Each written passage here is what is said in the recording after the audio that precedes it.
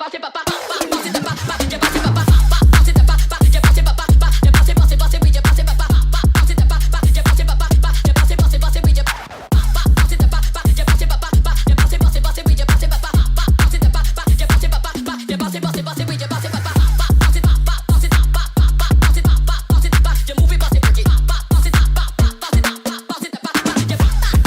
are live. Welcome. We live, y'all. We live, y'all. It's almost showtime, y'all. We broke. We ain't talking, we ain't buying. Are we talking or are we buying? With these tariffs, we ain't doing a goddamn thing. Not a goddamn thing. Not a goddamn thing. We got tariffs, so we ain't doing a goddamn thing. Sam. Live. Let's go. Bop. Bop. Bop.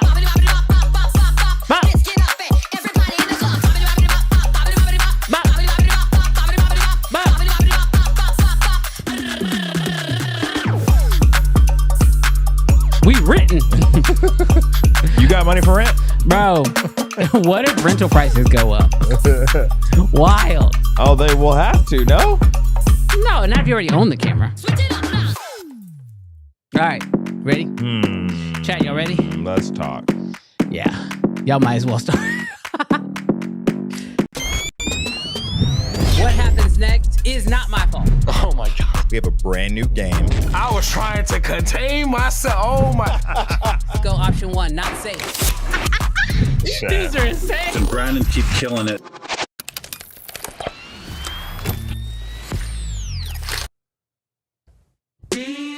Yo, What's good? what's good, creative fam? We are live today. Dro, you ready to hit it? Ready to hit it. Let's go. Lights, camera, action. Yeah, we back again. again. Talking all the latest gear. Bring your lens. Bring your friends. Sony gang. Pull up. Canon fan people too. Black Magic Mafia. Tell me what you shooting, fool. We got red users flexing. Lumix gang in the chat. Nikon in the cut. Yeah, we steady making. Stacks on sacks. We breaking it down. No filter. Tell the real from hype. If the camera ain't fire. We ain't giving it no likes. NAB. New drive. City cam. Who's high? Black Magic. Price drive. Man, that's a Jackpot. firmware. Updates. Leaks and the rumors. Who got the best shot? Creative and the movers. Look, this is Uncensored Real Talk, no cap. Live every week. Get up, fam, got our back. CFA Connect, man, you know where it's at. So grab your popcorn, hit subscribe, and let's chat. Let's go. I feel it coming, Brandon. Oh, you feel it? I feel it coming, You Brandon. got bars? I feel like you got some bars Go, hit it, off girl. the dome, Brandon. Yeah. You Yeah. got it. Okay. Yeah. Let's go. Yeah, the Lumix camera is on fire. I ain't gonna lie about it. Don't call me no liar. Yeah, I can't turn up the fin no higher. Yeah. Oh my God, it's on fire. It's on fire. It's on fire. It is overheating. Damn, it's on fire. Oh my God. No, I'm just messing with y'all. That was not the way we planned to start the show, but yo, let's go. Oh, sorry, Lumix gang. I know y'all were not expecting that. Oh my God. They gonna be that's mad, funny, bro. Oh my gosh. Let's go. Well, yo, what's good, creative fam? Brandon Washington here, and welcome back to another episode of Uncensored. This is where we talk about camera gear, filmmaking, nerdy tech stuff. You know, it's just really where we sit back, we have a good time every single Friday. So if this happens to be your first time catching an episode, we strongly recommend that you hit that subscribe button and you hang out with us. And I say us because I am here with my amazing co-host, Mr. Jarrell Peak. Live in the building. We back, baby. We back. Yo, so first off, shout out to everybody real quick. Shout out to everybody who was rocking with us last week. Last week we had a pre-recorded episode because I was actually in Dallas for about a week. Yep. My son was playing in the Little League World Series. I actually took the S1 II with me and shot with it a lot. Like a lot. And so I have tons of thoughts on that camera. But we also got a chance to like still produce an episode for you guys. So shout out to you guys. Hopefully you guys enjoyed that episode. This week we are live. Episode 84. Episode 84. Chats are up on the screen. Also, y'all, I know Jarrell normally does this. I'm gonna do it this week because I'm just gonna be a little selfish here. We are so close to 7,000 subscribers. We are so close to 7,000 subscribers. So if y'all haven't, please do me a huge favor. Hit that subscribe button. It would really make the world to us. We're racing to 10,000 as fast as we possibly can. Also, we just got one. Yo. Well, I don't know where the Moon Man's at, but we just got one. Hey, Cam Mackey's in here. He says, I'm in Montana doing another Get Indigenous mini doc, but we'll watch the playback. But Cam, are you a filmmaker? Weird. No. But are you? No. Jarrell. Oh my gosh, you wildin'.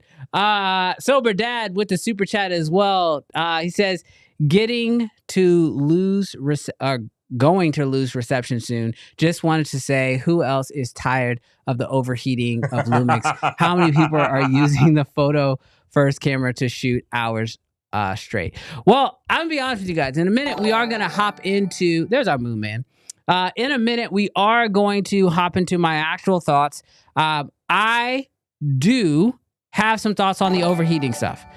Just being fully transparent, I have some thoughts on the overheating stuff. So we will get into that. But before we do that, we just wanted to say that last week, because we weren't able to actually be live, getting a chance to see you guys' comments on not only the video that we posted, which we did it as a premiere, so there was a little bit of a live chat that happened, but then also seeing all the comments that came after that, as well as all the clips that came out, and you guys commenting on all those things.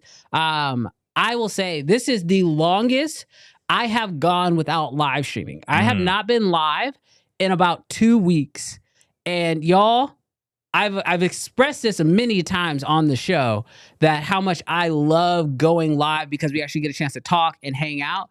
But in a very real way, man, making videos and just posting them is not the same as going live. So we miss going live with you guys, and we're super excited to be back here this week. Yes, dude. Live streaming is the best because you guys are the best. Y'all are. All right, y'all already got some mad thoughts going off in the chat. I have not got a chance to even read through them. But super excited to be hanging out with you guys. First off, happy 4th of July to all of our Americans out there. Yes, if you are an American and you celebrate the 4th of July, good for you. If you're not an American, if you're across the pond, or you're just, a little further north, dang, bruv. Yeah, you could blow some stuff up, because that's what we do. We celebrate our freedom by blowing stuff up. What? Is that not an accurate statement? Oh, no, it is. I'm just like trying to think of how it's redeemable for like the people that we liberated ourselves from. You know what I saw, which is this is really bad. This was funny to me. I saw a post where it's like, how are we going to celebrate the 4th of July, which liberated us from paying taxes by buying fireworks that we have to pay taxes on? Seriously.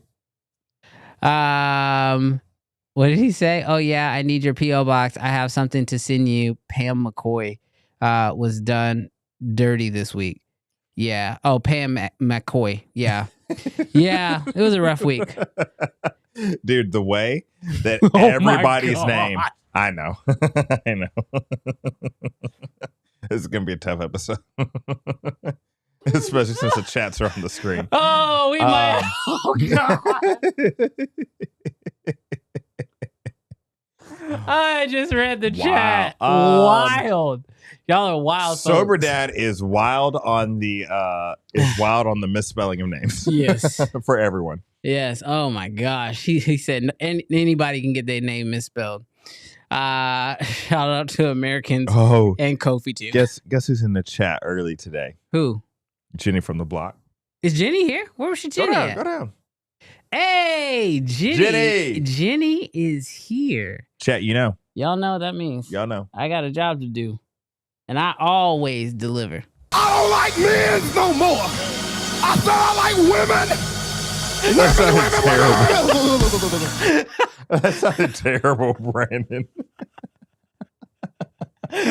Oh, my bad. My name is FedEx. Because I always deliver. That's wild. Dude.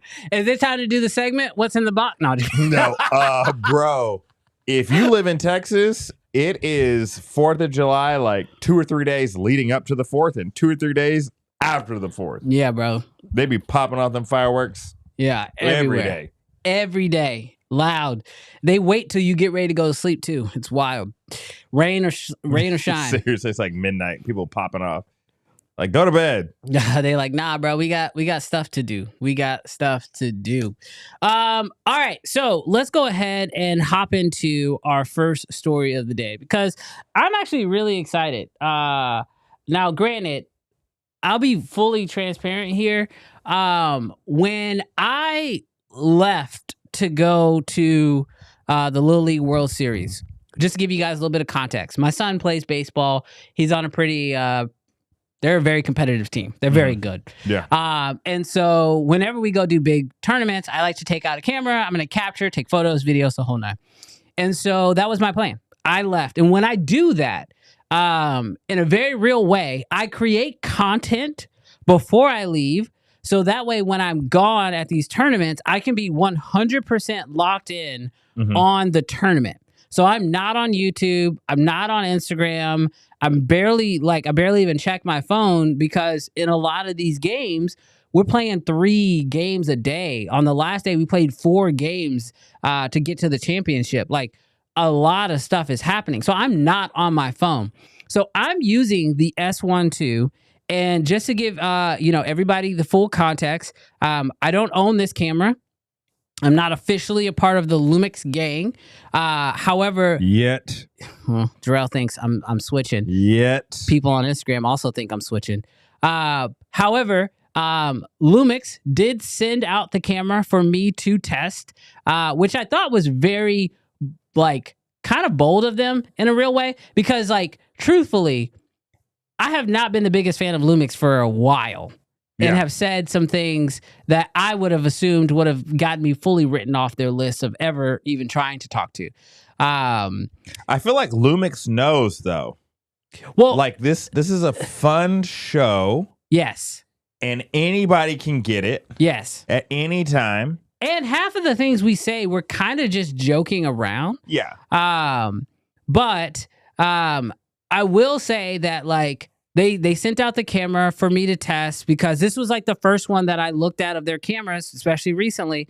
I was like, oh, this looks like a really solid camera. I really want to test this. I want to see what this camera can do, especially when I found out that they were going to be giving it the Log C3. So all this context to let you guys know that while I'm gone shooting with the camera, I did not realize over on the interwebs, a whole overheating fiasco was happening. And live streams and videos were dropping every day. And I wasn't aware of it. Is it overheating? Does it not overheat? So not only do I not know this is happening, but I'm also experiencing the camera for my very first time using it. Yeah. Okay. Now, I will also say that, just because of my situation, I am privy to being able to text, somebody directly. Y'all know Sean.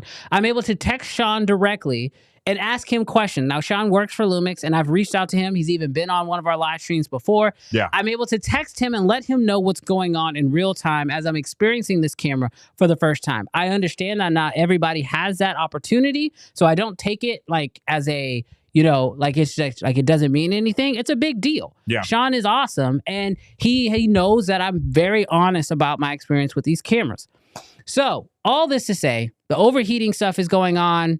I'm shooting with the camera at a baseball tournament and I'm texting Sean as I'm learning things in real time. Does the camera have this feature? Does the camera not have this feature? So on and so forth. So because I know most people care about the hate, let's talk about the negatives first. Okay. So when it came to the S1 II, I was using it in a sports environment. One of the first features that I was actually surprised the camera did not have, but I wanted it to have, was pre-record. When it comes to cinema cameras, which I understand a lot of people are going to say, this isn't a cinema camera. This is a hybrid photography camera that people are using for video. And I think you're right, except for the fact that they are clearly leaning in heavy when it comes to the video side of this camera. Oh, absolutely. So with that said, one of the first things I text Sean was like, hey, dude, does this camera not have pre-record? Because I couldn't find it. I was going through the menus. I kind of expected it to have it. It did not have pre-record, which in a lot of situations when you're shooting like sports, especially like baseball, that really comes in handy a lot. And like a lot of cameras do have it. Like the R6 Mark II has it. That's not a cinema camera. That's a hybrid camera, but it has it. Yeah. Obviously, my Reds have it, and I love that feature in the camera because I don't love just rolling for no reason, especially if nothing's gonna happen. Like if a kid's gonna strike out and I've been filming for 5 minutes and then nothing happens, it kind of sucks in a way. Yeah. So I really wish the camera had pre-record, and it didn't. Do you think, Brandon, that that's a firmware update? Do you feel like hardware is needed for that? Did he talk anything about that? No, but the one thing I would say is that when I've talked to Red, so the OG Komodo had pre-record. Yeah. And it was like 2 seconds. Usable, but not really great. And then when the KX came out, it pushed up to like 7 seconds. And I was like, oh, can we get a software update to give that to the OG Komodo? And what they told me was that basically the camera has to have a certain amount of internal storage that it's pre-recording to. And then once you press the record button, it then dumps that onto the card as well as everything that you press after you press the record button. So I think it's a hardware limitation, but I don't know for sure. Yeah. I know that some cameras in the past have done pre-recording to your actual card, but because it's writing and deleting during the pre-recording process, that's not like good for your card. Yeah. I'd imagine like cards, like reading and writing. It's got a certain limitation, even though it might be in the thousands. Yeah. But you could be doing that all day. I mean, I was filming all day. So that is one feature that I really wish that the camera had. The other thing that I ran into with the camera, and let's just go ahead and put it out there. Yes, the camera overheated on me. Now, I did not expect, it's been a while since I've had a camera overheat on me. So I did not go into the menus and change anything initially. I did not go in and adjust my fan settings or any of those things. So the first time I'm shooting with the camera, I shoot an entire baseball game in Dallas, Texas heat. I am in direct sunlight. I am not in the shade. And they're playing on a turf field, which if you guys have any experience playing on a turf field, you'll know turf fields are notoriously hotter than even the outside air. It's normally on average anywhere between like 6 to 10 degrees hotter on turf. And I'm like not on the turf, but I'm right next to it. Yeah. And so I'm shooting my first game, no problems, don't even think anything. Get into the second game, and I notice in the bottom corner, the little heat warning starts flashing. Now, I know a lot of people have been comparing this to an FX3, so let's get this out of the way. I have shot on an FX3 and I've gotten a overheating warning. Yeah. But the FX3 did not overheat on me. Granted, it has a pretty decent fan inside of it. This camera blinks for a while. I kind of ignore it, thinking like, oh, it'll probably be fine. And then it does. It gives me a warning on the screen. It basically tells me not that the camera's unusable, but that it cannot shoot video anymore. That I would have to switch it into photos in order to continue to use the camera.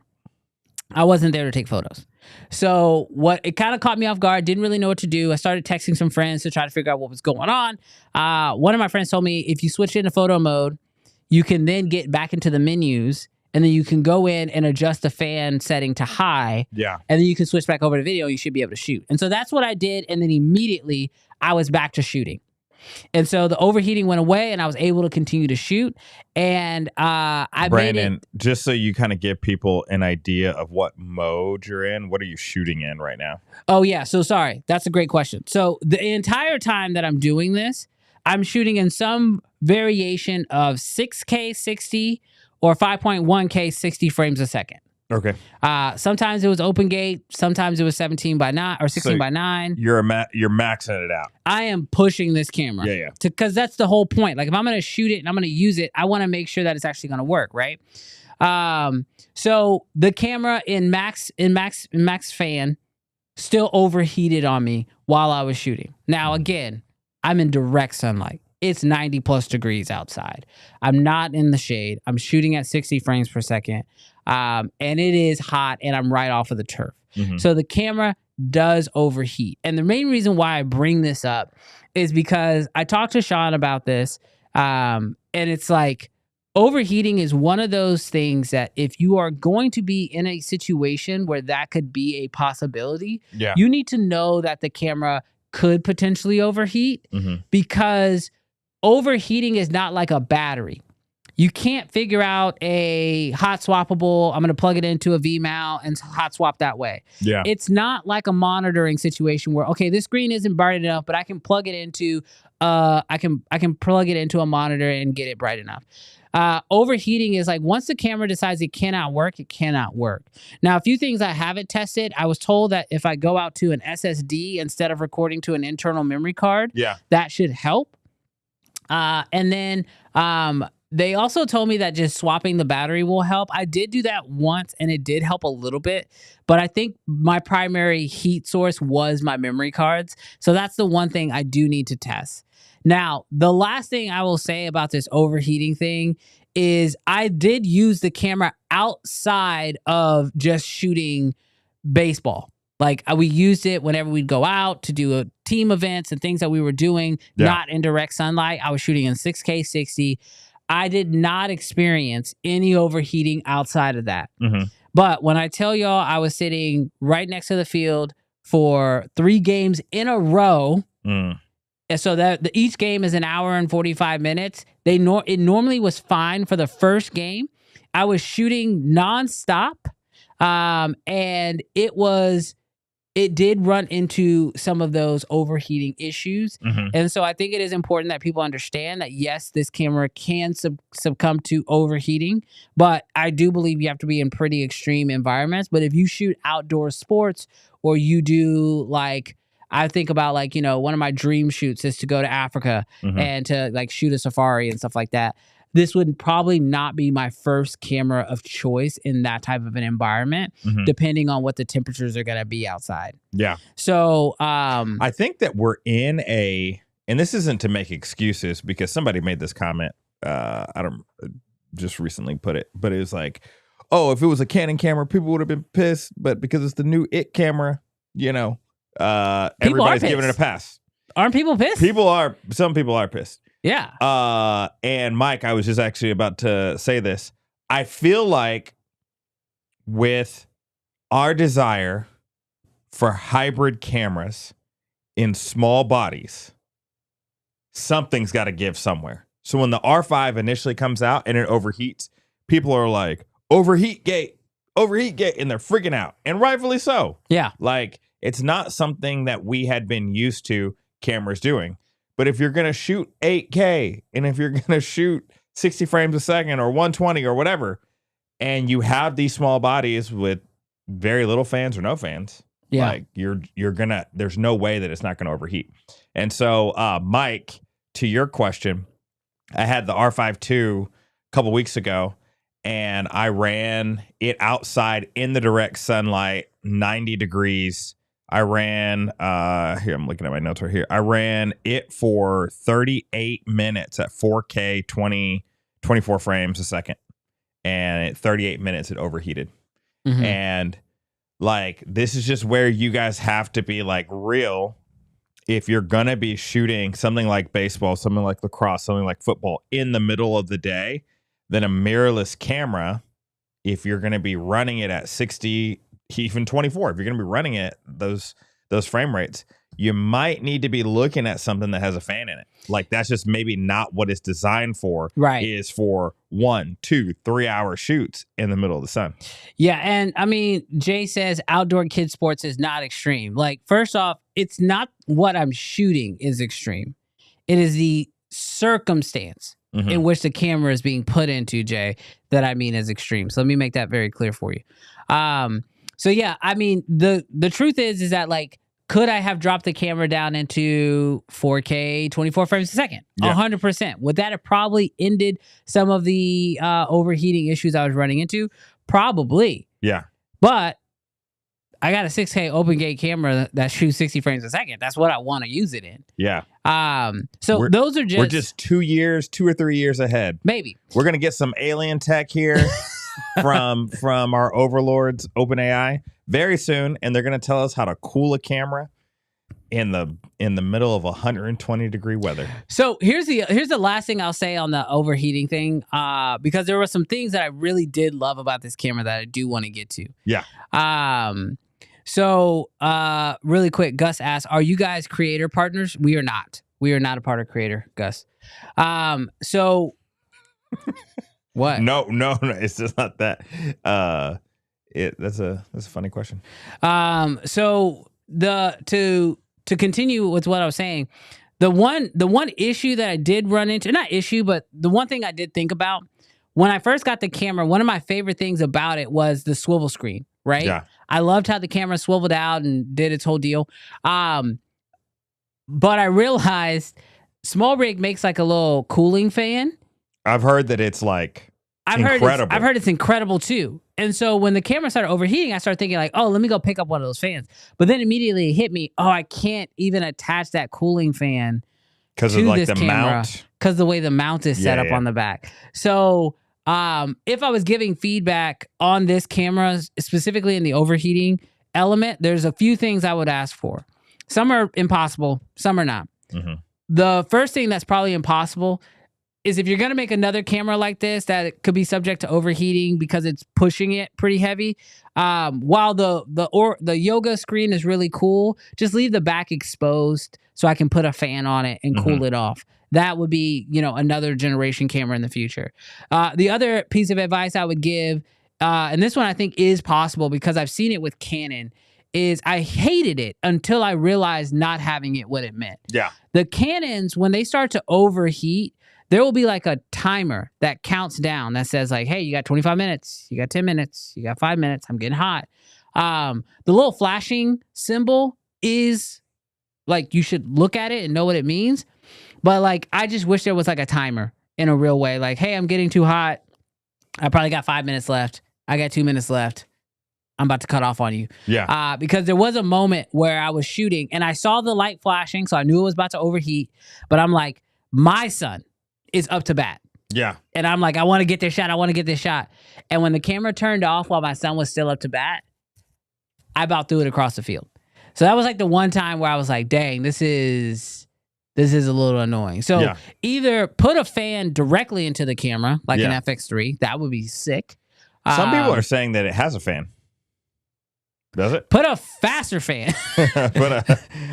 Or make a vent or something. Like, I don't know. But that is a hard thing. Overheating is always going to be a tough one. And the same way I jumped on Canon when the original R5 came out and it was overheating really bad. I'm going to look at Lumix and say the same thing. Like, even though they sent me the camera, I got to keep it 100. If it overheats on me, I got to tell people that it overheated on me. But I'm also going to be fair and say what circumstance I was using it in. And then, make my calls for wishes for stuff in the future. So this is the hard thing for me because like some of you guys are going heavy in the comments and by no means am I glazing Lumix. But I also live in a glass house. I shoot Canon. So it's like, I ain't gonna roast you for overheating when Canon overheats and Sony overheats and there isn't I remember when Kofi was on the stream and the Sony was overheating. It's just like his camera overheated while he was live. So this is just me being realistic. And it's a question that I put to you guys is in a real way, do you guys want safe cameras? Do you guys want cameras that shoot 2K, 15 frames per second that never overheat? Is that what y'all want? Or do y'all want cameras that do 5.1K open gate and that overheat in an hour? What do you want? Like, because I know for me with the R5 Mark II, dope that you do 8K. I know it's going to overheat. I'm not always going to do 8K. I like to be able to go up to that. I don't want Canon to put a limit on what the camera can do. Yeah. Just because it may overheat. I want the 8K, even though I'm not going to rarely use it. So I don't know. This is where it's like hard. I can tell you from my perspective, give me the best your camera can do. Like in a real way. So safe? No. Oh, don't yeah. be So safe. Overheat. Max it out. Overheat. Okay. But what I'm going to say is give me your camera, but make it clearer that it's going to overheat. As far as I'm concerned, like the timer that Canon does, like I really appreciate that now. Now, some of y'all are saying this camera never overheats, the FX3 never overheats, blah, blah, blah, blah. Somebody just put in the comments that their FX3 overheated. So here's what I will say when it comes to the FX3. I have said this a million times, and I will say it a million more. The FX3 body, the design of that body, is the superior camera design because of the fan. Now, is it as water resistant because it has the vents and the opening? No, it's not. But I don't care because that camera doesn't overheat. I'll also say we don't know if the FX3 would overheat if you actually let it shoot open gate and you push a 6K sensor in there. We don't know these things yet. But I will say that I like the FX3 design. I like the Komodo's design. And I'm okay with a slightly bigger camera. Yeah. If it puts a fan in there that allows me to get the absolute most out of what you can do with the sensor. Because I will say, as I do want to transition into some positive things about this camera, this sensor, I might be too honest here, Jarrell. Yeah. I shot with the Z6 III before anybody else did. Alert. We shot with the Z6 III before anybody else did. So we had the pre-production version of it. Alert. I'm just going to keep it honest. Alert. Lumix figured out a way to get a better image out of the same sensor. Hit that button. What? Which button? Oh, you know where the fire falls from the sky? Oh, is this a hot take? Is this a hot take? Is this a hot take? A little hot. Look, Lumix did figure out a way to get a better image out of the exact same sensor. However, comma, it came at a cost. And so if you're asking me right now, Brandon, would you rather have the Z6 III, which is a safe camera, shoots 6K, hasn't really had any overheating issues, but it has had issues with low light and noise? Or would I rather have the Lumix S1 II, same sensor, but they're giving me open gate, they're giving me 6K 60 in open gate? I'd rather deal with the Lumix in that situation and deal with the overheating. $1,000 cheaper?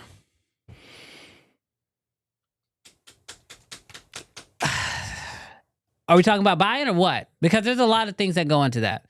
But if you're asking me, what do I want out of the sensor, to go back to your original question, do I want a safe camera or do I want a not so safe camera? Yeah. Yeah, That's the Lumix. That is the direct competition right there. Lumix. I'm gonna take the not safe camera and run that.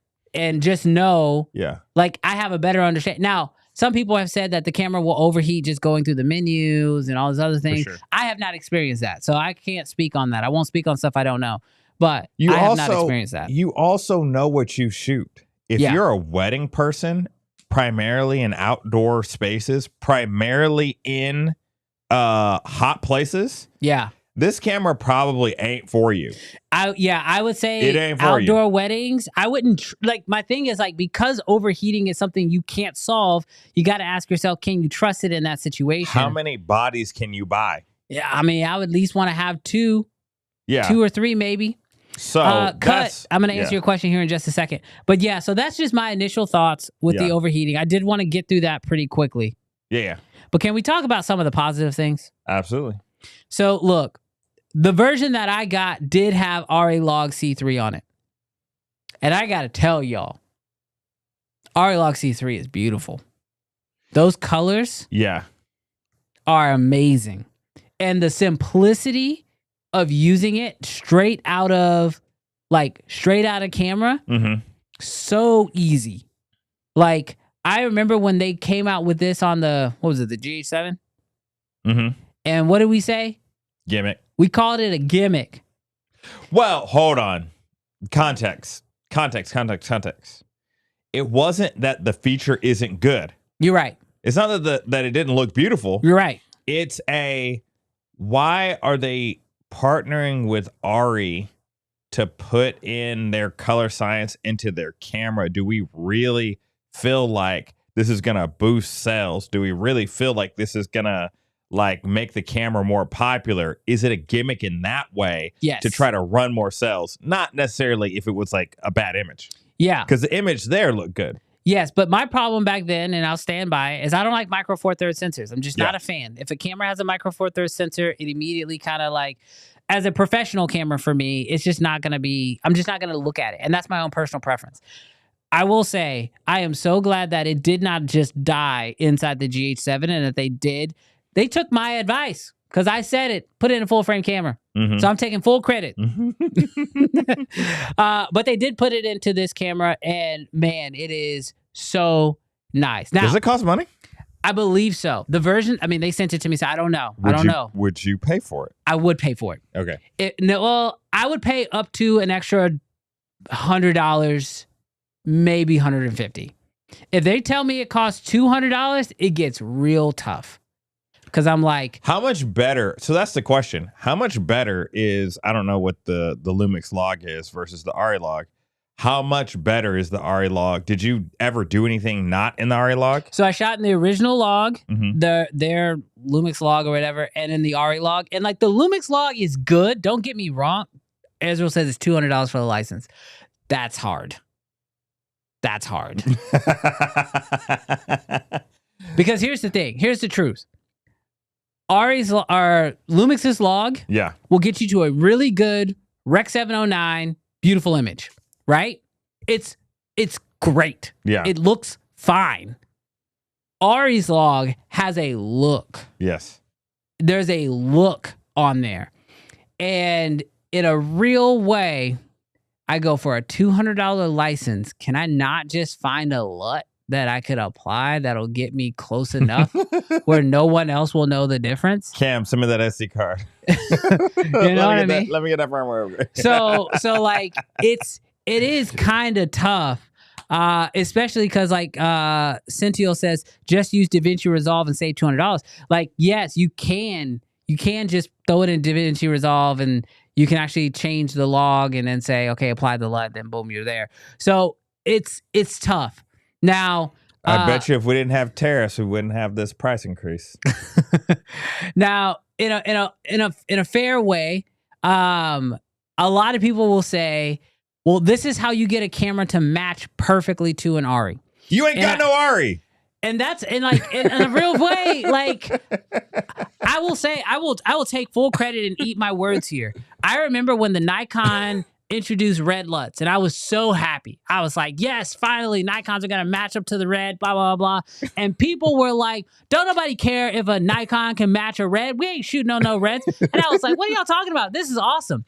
Now, as somebody who is experiencing the Lumix side of it, I ain't shooting no Ari. So I don't care if my camera can match to an Ari. All I care about is, does the image look good? I mean, you could pull a Reese, bro. You could get on Craigslist and buy a super old Ari for $5,000. Yeah, that weighs 50 pounds, and you can kill your shoulder one day at a time. So in a very honest way, I don't care if that matches to an Ari. I don't shoot Ari enough to even care about the match. I will say though, the Ari Log C3, it does look really good. Yeah. I like the way it holds skin tones. It's beautiful. I love the image. I even love what it does to the colors and the blues. So it is very, very solid. But looks like Canon colors. Well, I wouldn't say that. I wouldn't say that it looks like Canon colors. But I will say that it does look really good. So the image was really good. I will also say this in a very, again, I am eating my words over here. Gosh. I gave OpenGate a lot of crap. I was kind of with Justin Porter on the whole frame your stuff right and you won't have any problems. Guys, his gates have been opened. Bro. Woo! Open borders over here. Bro. There is... I'm done. Let's just say. Let's just say.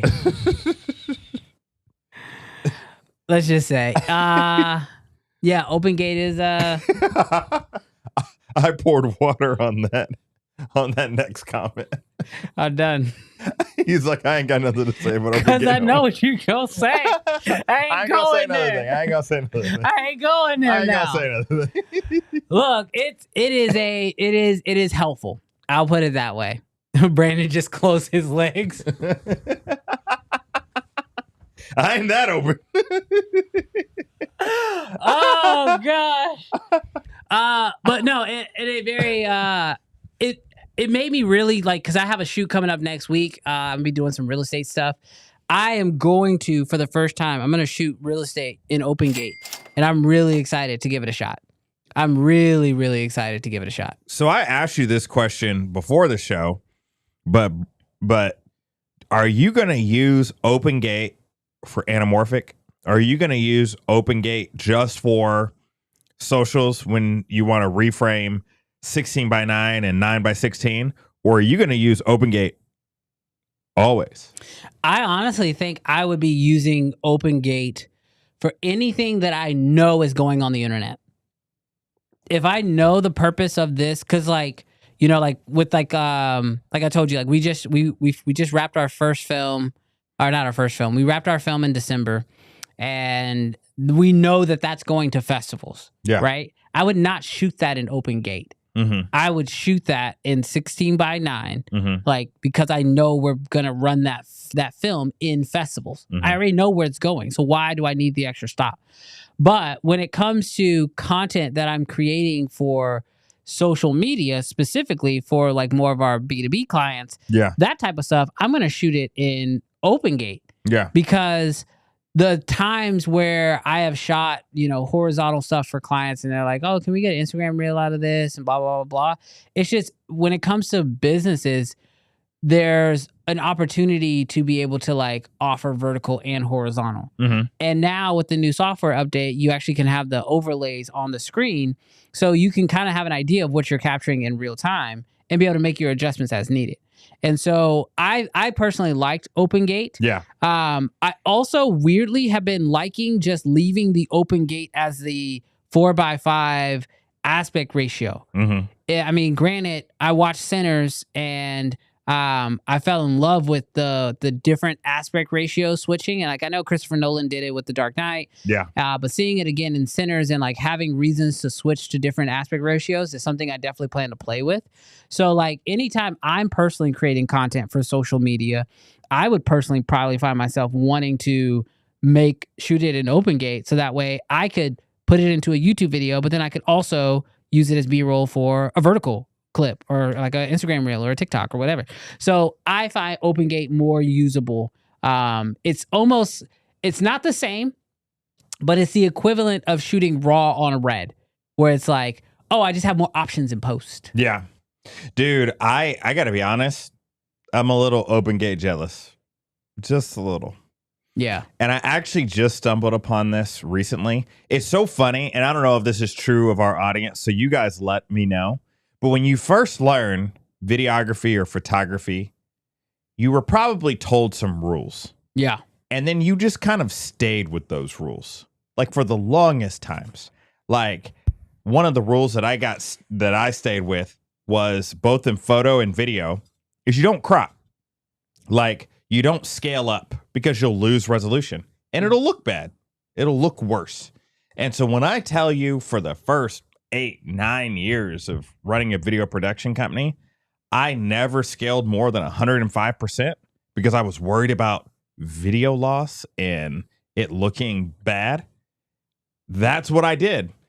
Bro, most recently, I have learned the power of cropping. Yeah. Oh my gosh. It's like, it's my new thing. It is the art form after the art form. Yeah, it's almost like you get a chance to find a photo in a photo. Yeah. It's wild. And the same thing in video, like scaling in to make a more perfect composition, even with there being some video loss, like, bro, with the cameras nowadays, like pushing up to 150%, like, yes, it might be a little bit softer, but especially if it's just like a moment or it adds to the storytelling, bro, ain't nobody care. Push it to 200%. You know, that sort of deal. So OpenGate would be genuinely, that's what makes me jealous, is that you have more options for more framing. So I was shooting these videos of like these kids hitting home runs or whatever at the baseball game. And the way I actually started exporting out in 1080p just so I could have more room for cropping. Because, I mean, it's going on social media. So, like, who cares? Yeah. Right? But I was just like, man, it was so nice to have so much more room to work with. So hello there. Super chat at $5. I did not miss it. But he says, now that you have used the S1 II, which camera are you more excited for? The S1H II or the Nikon Red, aka ZR, and which one do you think will come out first? So, I don't know which one will come out first. I can say that for a fact. I'm currently not under any NDAs, so I don't know what's coming from either one of those two camps. However, if I'm being very honest, which one I'm most excited for, it is the Nikon Red, aka ZR, whatever. I have said this 1,000 times over. I love the image out of the Red. It is my, like, the Komodo, it's weird to say this out loud, but like, although I love my Raptor, I'm not, like, the Raptor image is superior. My favorite camera is the Komodo X, and it's only because the Komodo X is a little bit smaller and a little bit easier to use on multiple shoots. The Raptor requires a full crew, which means I don't really get a chance to use it as often as I'd like, and it's not as easy to just be like, oh, I'm going to go out and go shoot with it. The KX is also not quite as easy to say, I'm just going to go out and go shoot with it. So if you give me something of a KX, an image of a KX, but you put it into like the body of an FX3, as far as I'm concerned, that has kind of been like my dream camera. Can you give me that type of an image? Can you give me R3D RAW and something along those lines? And I don't know what Nikon's going to do. I don't know how much Nikon is going to be in the camera versus how much Red is going to be in the camera. Because this will be, I mean, we're all speculating here, but this will be like the first big, like, you know, comparison, like them working together to make something. Yeah. Because of that reason, that is probably the thing I'm the most excited about. And that camera will probably make the biggest decision for me. If it misses the mark in a very real way, I could see myself lean in even heavier onto the Lumix side of things. Mm-hmm. But if that camera gets a base hit, a double, don't even got to be a home run. If it's just moving in the right directions, give me the image I'm looking for and a body style that I'm looking for, I'll be honest, that'd be a camera that I'd be willing to make some decisions for. Dude, the ZR is such a interesting place because we have an idea of the S1H II could be. Right. Because we have predecessors. What's so exciting about the ZR? It ain't never been done before. Yeah, we don't know. We got nothing to look back on to see what they could create. And so that doesn't mean that they're going to hit a home run. But oh my gosh, they probably have more weight on their shoulders than anybody else, because it's like you got to come not just competing with the market. Nah. You got to exceed the market. Yeah. And you got to do it in a price point that people can afford. It's got so much weight and pressure on it, but who knows what it will do. Yeah, I don't know. I mean, like, we've heard rumors about the body style. We've heard rumors about the sensor. And I mean, granted, yes, I have been privy to some conversations, but more of the conversations that I've been hearing around the camera is just like, even internally, there was conversations of like, how much Nikon, how much Red, and like, they're not even like, some of the stuff that I heard was like, they're not even really sure. Yeah. So it is such a unknown thing at this point that like, I really, really hope that Nikon Red crushes it with this camera. While at the same time, I am so happy that Lumix is in the ring fighting, because it feels like, you know, we're going to get to some of these stories here in a bit, but like Canon, they came in fighting last year hard, but they didn't really touch this part of the market. Yeah.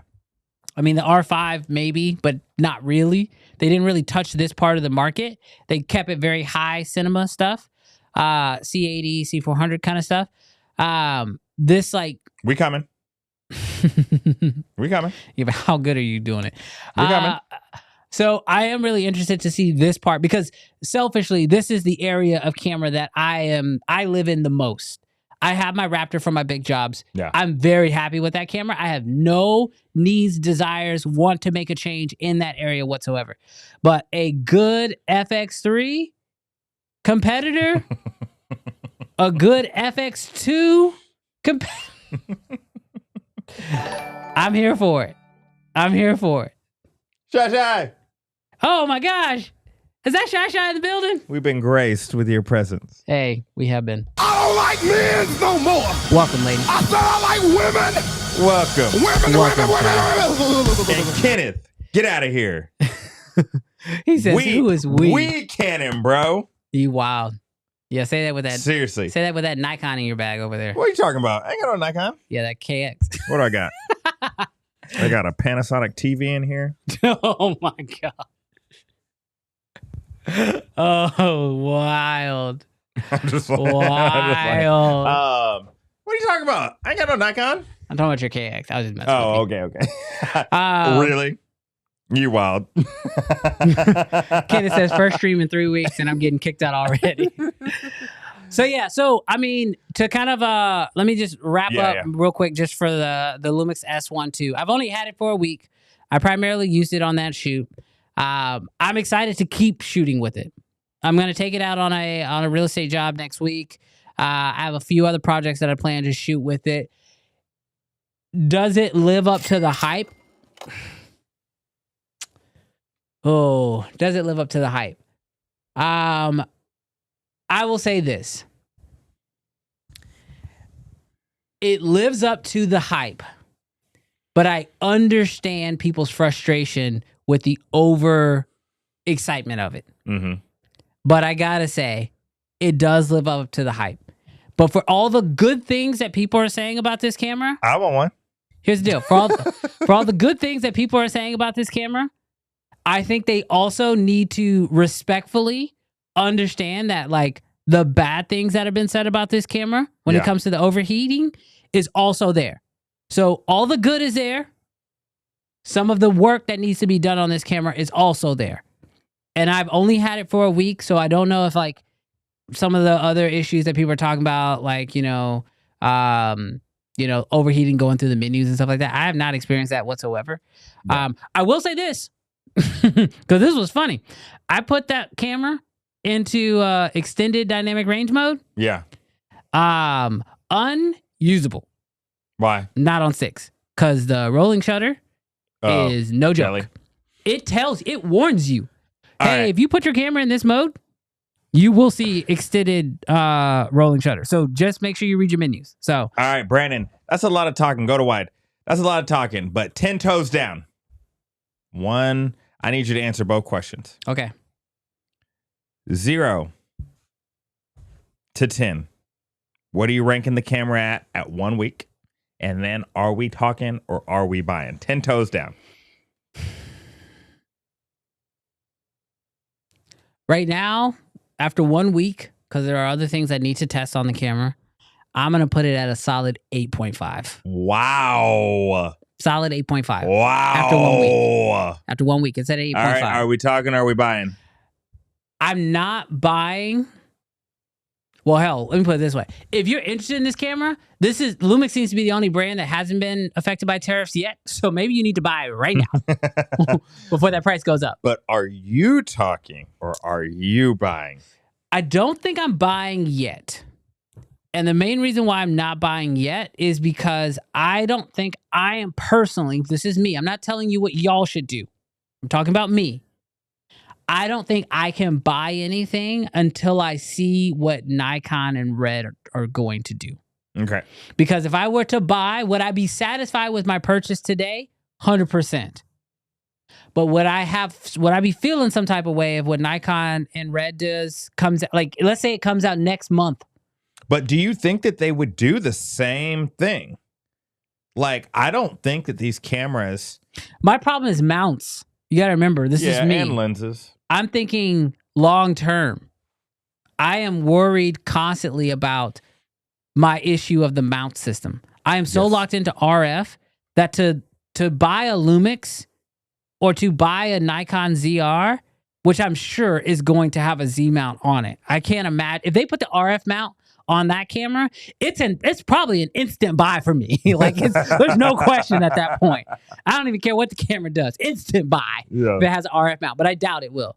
So because of that reason, for me right now, I don't think I'm buying anything yet. However, if I bought it today, would I be a satisfied customer? I would be. I'm just worried about the FOMO if the ZR comes out and I decide, dang, should I have done the decision? So here's the interesting part for me. If Canon, rumored, probably won't. If Canon does the firmware update on the R5 II, it's got plenty of problems, plenty of bugs in it.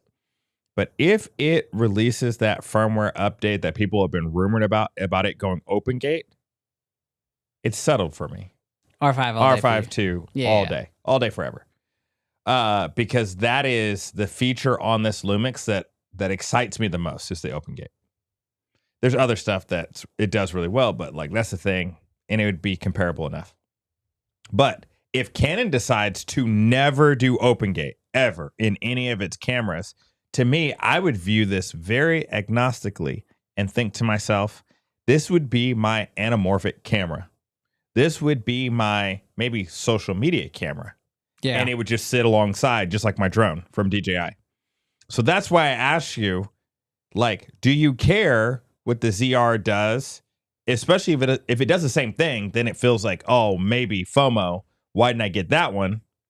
But if this is just a unicorn fairy camera that just lives out here, the Lumix camera just does its own thing, would you be fine doing both? So my problem is the camera costs 3 bands. And like, as far as I'm concerned, a camera that cost me $3,000, that sucker needs to work. Yeah. Like, I'm not just out here making videos just for the hell of it. Like, yeah, I'm out here working. If I want a camera that just does that, that's like sub $2,000 for me. Yeah.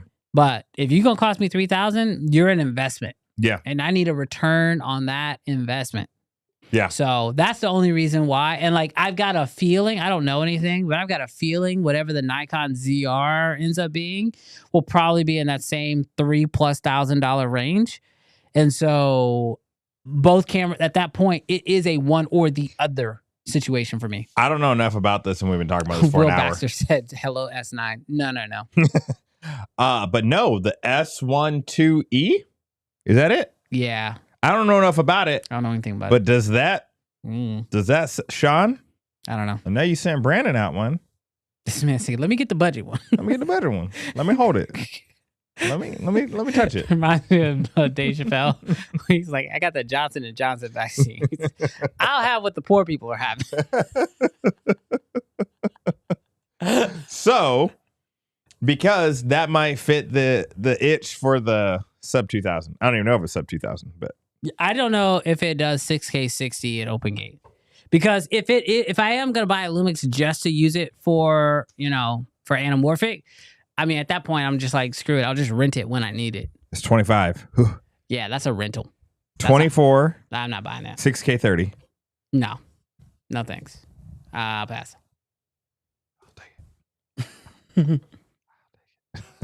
Anyways, we've been on this story for an hour. If y'all have any more thoughts, put them down in the comments. Yes, let us know.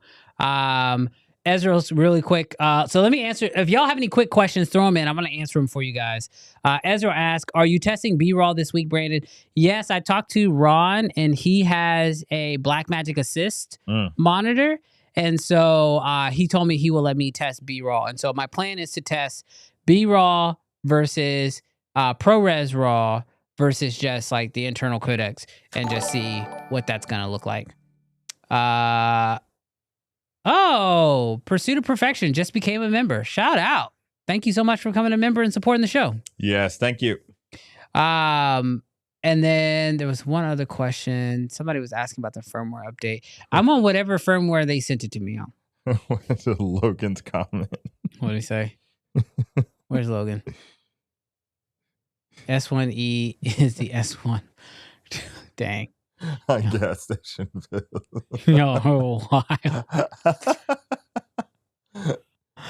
Oh my God. Yeah, I've heard B-Raw is the way to go. So, guy, on my S1 II firmware 1.4 is a major heat reduction change. Major.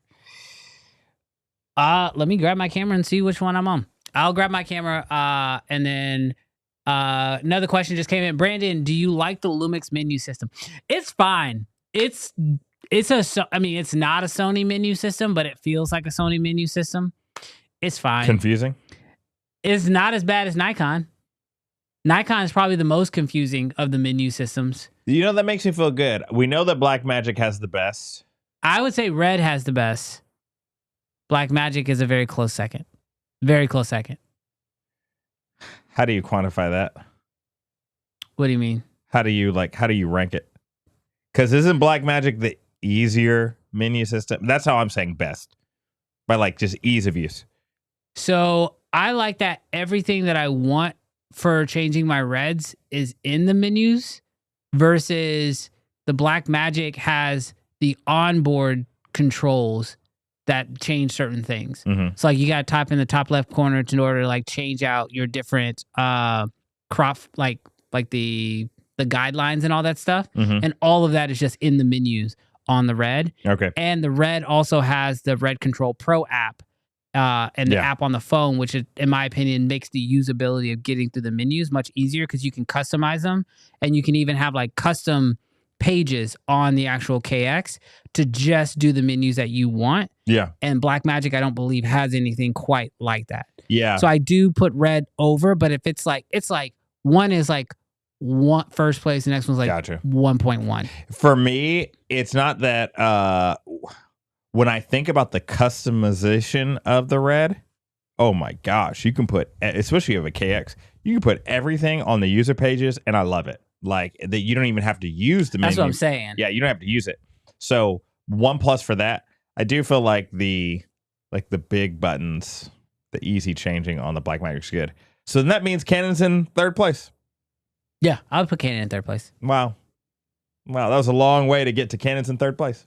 That's the first time I've ever seen you so excited to see Canon in third place. Well, I'm surprised you're not advocating for them to be in first place. No, somehow. it's the best of the traditional brands. Okay. He's like, a win's a win, guys. A win is a win. We're the best of the worst. All right, here's a big question. He says, so now we have to know, what is the big three for you? Which company 10 toes gets down. knocked out? 10 Mirrorless toes down. system. 10 toes down. That is tough. Nikon, you can go and log out now. What are we talking about? He's all of a sudden confused by your question. Because if we're talking about all time, ain't nobody moving. All time, nobody's moving. But if we're talking about what is currently available.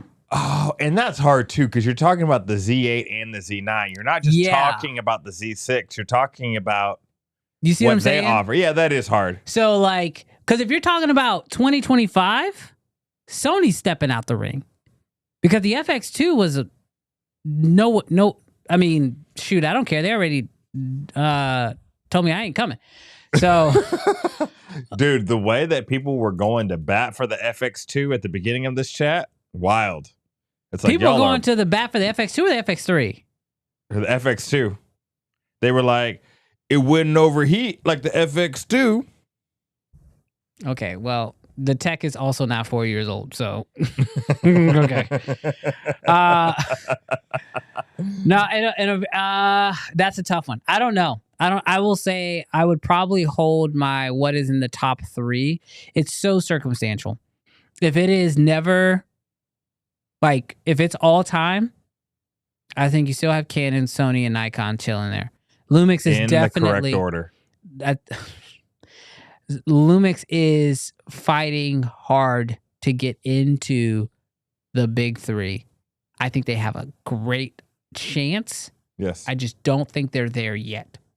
Honestly. Yeah. One camera doesn't get you in. One camera can't get you in. But keep making cameras like that. I mean, you're in the conversation. And you're definitely in the conversation. They're doing stuff that Canon, Nikon, and Sony aren't doing, that refuse to do. Yeah. And that's like the thing for me that essentially what got Sony into the big 3.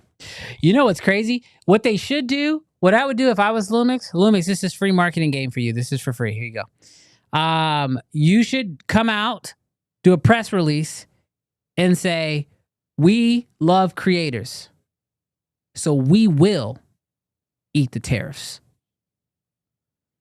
You'll jump into the big 3. I think you should do a music video with Kendrick Lamar and say, it's just big me. that's actually, just claim it. Just be like, claim it. Just be like, look, the truth is, we don't want to be in the big 3 because it's just big me. Yeah, just claim it. There is no big 3. It's just me. Even better, Lumix. Don't eat the tariff. Oh, don't eat the tariffs. Seriously, marketing, Sean. Come on, bro. Send in your mirrorless camera. We'll send you an S1 II. Yeah. Whoa. Hold on. You see the agreement? Wait, you just mean like a straight up? You know how like AT&T and Verizon go out of business. You know how AT&T and Verizon are like, bring in any iPhone in any condition and get a brand new iPhone. Because they're making money on the bills every single month, bro. They don't care about a phone. Start charging for updates, firmware updates. You wild. You are a wild person. It's just big meat. You wild. You're wild. Brandon, the U.S. New tax bill will eat the tariffs 100% equipment cost write-off. I'm not smart enough to have done enough research on that. I have a CPA for that. You know what's going to eat us? AI. Oh, my gosh. Let's not go there. We have other stories to talk about. All right. So those are my thoughts on the S1 II. We'd love to hear what you guys' thoughts are on the camera if you've actually gotten a chance to shoot with it. I will say if you haven't got a chance to shoot with it, rent it, get your hands on it if you can. It is definitely a fun camera to test. It's worth at least checking out. I'll tell you that much for sure. All right. So, Jarrell, are you ready to talk about your daddy? Because what you looking up there for? You got the rep from Canon about to walk in through the door? No. Yes, let's run it. Hey, we have heard. I had a hot take last week. Last week the hot take was we ain't getting no new cameras. Well, on the heels of that, we may have had a July announcement not happen, but we do have some new rumored news about a Canon R8V on the way. And just to give you a little bit of specs about this brand new camera that is rumored to be on the way, is a 24 megapixel sensor, a Digic X processor, shooting 4K 60, not cropped. Looking at you. 4K 120. You are single-handedly probably the reason why I have no more connections. That's Bro, the way that you just said, Sony, other people do 4K 60 crop, and this man just said, we ain't getting invited. 4K 120 with the 1.2 crop. That's okay because you're Canon, and we glaze you. And C-Log 3. There's no we. Don't say we. Say your name. Who saved you? I don't think you said this. Who saved you when you were shooting your son when your S1 II was overheating? What camera did you pull out of the bag? Say my name when no one is around you. Say, baby, I love you. Say my name. It wasn't R3. R3. Okay. Okay. C-Log 3. Unlimited record time 4K, meaning we don't overheat in this piece. Okay, calm down. Because if that camera overheats once, you have to eat the whole camera. I don't think that's what it means. I think it means that it doesn't have a 30-minute record time. I think it just means it goes the distance. It's still going to overheat. And it's going to have the same form factor as the R50V. And so really, this is just going to be the full frame equivalent, where the R50V was like the little sensor. We're going to get a big full frame sensor. So with that being said, here's the interesting part for me. Brandon and I were talking about this a little bit. Who is this camera for? We asked this for anyone, even if we like the brand. Who is this camera for? Even if we like the brand. We like all brands. You make it sound like we don't like certain brands. We like the brands. We like all brands. Zcam. We like most brands. Sorry. Just kidding. Just kidding. My Martian's in here. Sorry. Just kidding. Sorry. Just kidding. We kid. All jokes. We kid. All jokes. If you own a Zcam, we get it. You can't afford a red. You're probably a real form maker. Oh, just kidding. I'm just kidding, guys. Chill. Who's this camera for? And honestly, I thought about my son, because the R50, the R8V, actually, it doesn't say it'll do this, but I feel like with the R50V and the R8V, I feel like they are making cameras for the next generation. Not the next generation of cameras, the next literal babies, teenagers. I feel like hybrid cameras may or may not be a little overwhelming, may be too cumbersome, may be doing too much. Yeah. And they are shifting over to the content generation. And so that's my guess, is that this camera, stripped down, really easy, love the body style. If they can just find a way to improve that app to film something on the R8V and on the R50V and immediately teleport it, Bluetooth, Wi-Fi to the phone, man, killing it. I do Canon agree. out here saving our children, Kirk. Wild. Look, I'm personally, I'm happy with all brands coming out with cameras that are more in line with that FX3 design, which is what the 50V looks like. Mm-hmm. Somebody said they just bought a 50V and they were mad because this one's coming. First off, here's the truth. We've gotten rumors about a R7V, and now a R8V, and I believe what's really happening is Canon from the 50V is going to design a body that is the V line body, just like Sony has the Alpha A7 body, and then they just put different sensors and stuff in it. I think they're going to come out with a body, and then we are going to see the R7 in that body. We are going to see the R8 in that body. The only thing that makes me nervous is don't get FX2'd. Don't go take some old tech, put it in a new body, and then say brand new camera, and then expect us to be like, yay. Brandon, what are you talking about? Upgrade it. What are you talking about? What are you talking about? What does it need to do? I'm just saying, Is this not? I'm not glazing. Isn't this the definition of old tech? If the rumors are true, the Digic X processor, old. The 24.2 megapixels, old. Shooting C-Log 3, old. 4K 60, old. Now these are just rumored specifications. 100%. But this is why I still have time to help them. Listen, we keep it a buck. So all I'm going to tell you now, don't get me wrong. The R8, outside of its overheating issue and its poor battery life, was a solid image. Mm-hmm. It didn't have a whole lot of rolling shutter issues. The 4K was fine, but it overheated and it had battery issues. What I'm saying is, don't put that crappy battery back in this camera if you're gonna allow it to do more. Put a good sized battery in there. Also, I saw a lot of other people. You think they're gonna change battery tech for the R8? No, I'm saying for the R8 had the small battery. Oh, yes. Yeah. Not the change to the LP. Yes, that's what I'm saying. That's what I'm saying. Don't just give me an R8 with no EDF. Don't give us that battery. Like, make an actual upgrade to the R8. Here's the deal. Canon might not care about existing users. But if you care about existing users, don't give us a battery that we ain't got. Yeah. So I'd be very happy with Canon going down this V line, like the R5C. I believe Gus says R5C Mark II. I believe the R5C lineup was a placeholder. I think it's gone. I think we are going to get the new V lineup. Oh my gosh, Brandon. What? I'm having a heart attack right now. It's not that serious. R50V.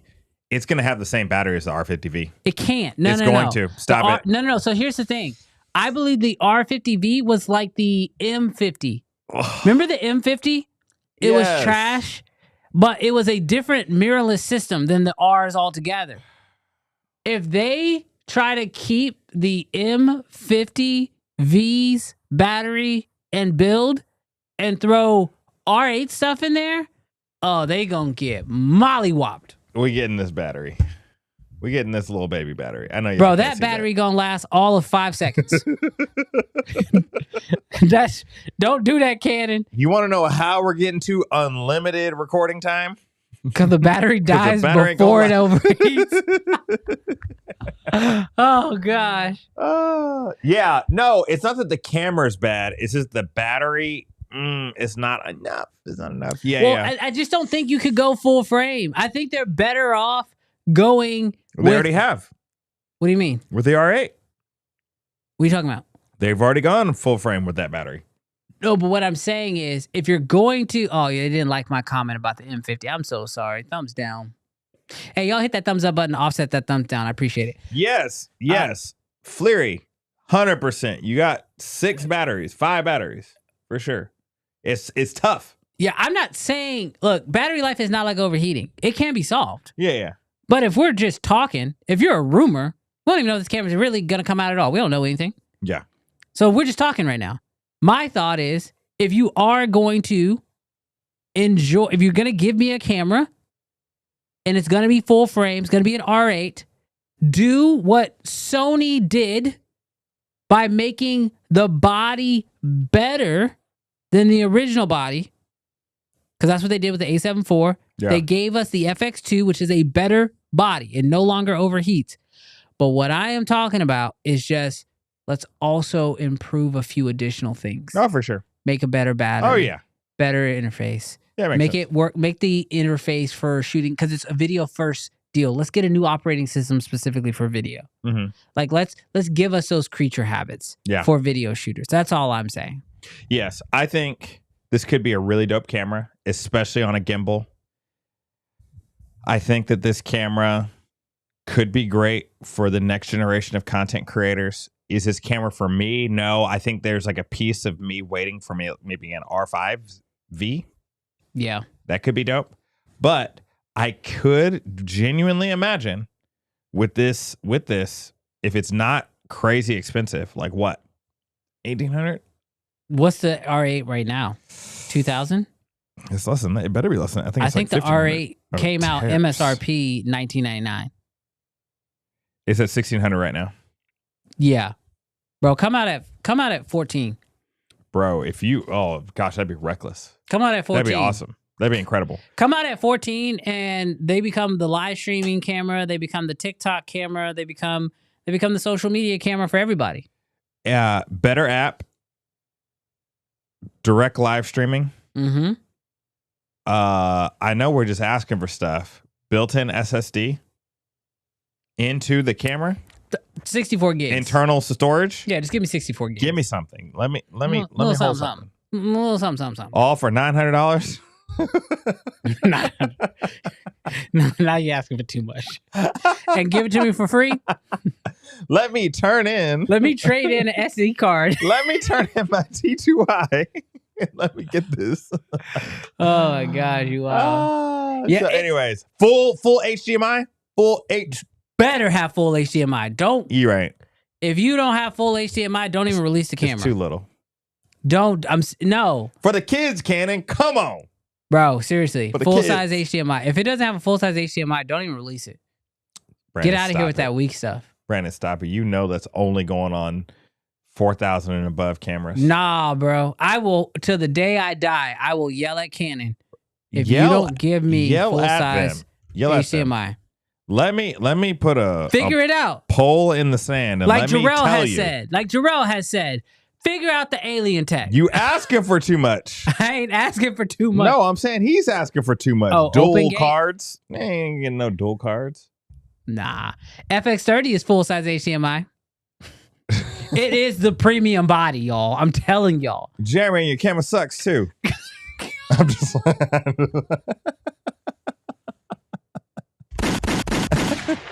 I'm just like, FX30 has dual cards. yeah, but does it cost $900? Neither will your camera. Your camera's not gonna be no $900. Oh gosh. No, it would be incredible. I just have an internal feeling. I just have a feeling that it's like, bro, ugh. I don't know. They would. There you go. I hope so. I hope they do. They just need to go away from anything that's not full size These HDMI. cameras are tiny. No, this one shouldn't be. I don't want it to be R50 size. I know, but it's gonna be a smaller than an R8. Or I think it'll be smaller than an R8. No, that's the Or wrong the direction. same size. It's the wrong direction. It's not going to be the size of an R6. It needs to be the size of an FX3, bro. I don't know. If it's not the size of an FX3, you're cutting corners in the wrong direction. Don't Johnny Ives this and make stuff lighter and smaller for no reason. No, that's just like that's the trajectory that you see for the R. You see the trajectory with the line. I don't like it. Yeah. Make it a little bit thicker. Eat some red beans and rice. Yeah, like them thick. So, but I don't know. All right. So, question: of all the V cameras, Yes, which one do you want to see first? the R5 Mark II. What? Of all the V cameras, which camera do you want to see first? The R5 Mark II. You are wild. Nah, Kirk, no pause.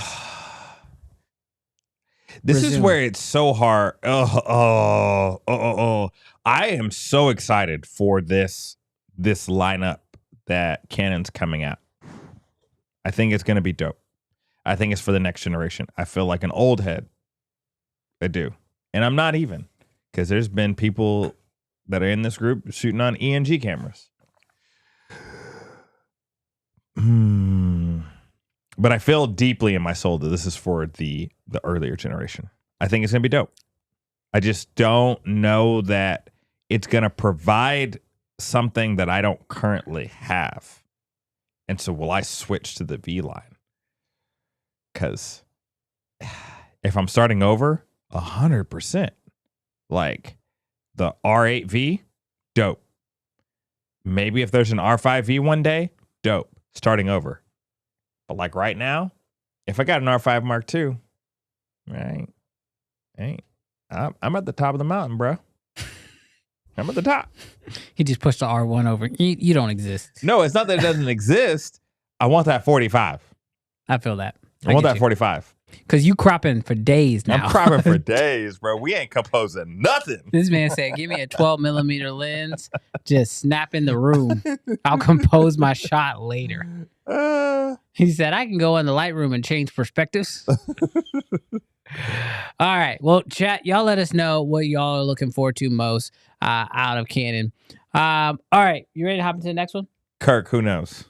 You ready to hop into the next one? Yes. All right. So, in other news, oh wait, wrong button. In other news, if we talked a little bit about AI, and we've talked about AI on this show a lot. And you know, I personally have, my approach has been from the beginning, we cannot slow AI down. It will continue, and so the best thing you can do as a creator is figure it out. Mm-hmm. Well, it looks like if you are an Apple user, you're going to figure it out sooner than later, because Mark Gurman just came out with a new report that basically says that Apple is currently open to the idea of replacing Siri with ChatGPT, which... About time. Which for me, I feel is kind of interesting, because in a real way, like most of the things lately that I've been asking like Siri to do, the notification pops up and says, would you like me to ask ChatGPT? And then that whole process takes for freaking ever. Like Siri handing it off to ChatGPT and me having to approve and blah, blah, blah, blah. And so it looks like now ChatGPT might be coming to an iPhone near you in a much...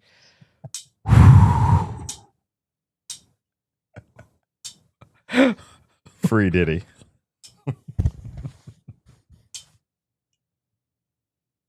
I'm just playing. Just playing. Bacchus, you about to get me fired.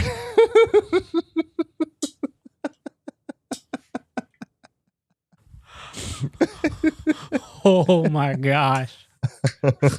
You about to get me fired. Y'all are what? This sponsor. No. This what I can't remember. This part of the commercial is sponsored by Red Bull. This part of the commercial? This part of the episode is sponsored by Red Bull. Thank you. Oh my gosh, bro. You are wild. Oh gosh. He says, I'm out of here. And nobody would judge you. I'm gonna start muting your mic, bro. You are wild. We kid. Red Bull, hit me up. Ain't nobody hitting you up. Oh my gosh. Let's see what you did. You did damage. Wild. I don't even know how to. No drops on the stream. He said we kid. Sponsored by Johnson and Johnson. Y'all are wild, bro. Y'all are wild. You figure out how to get us back on topic. I'm out. Y'all are wild.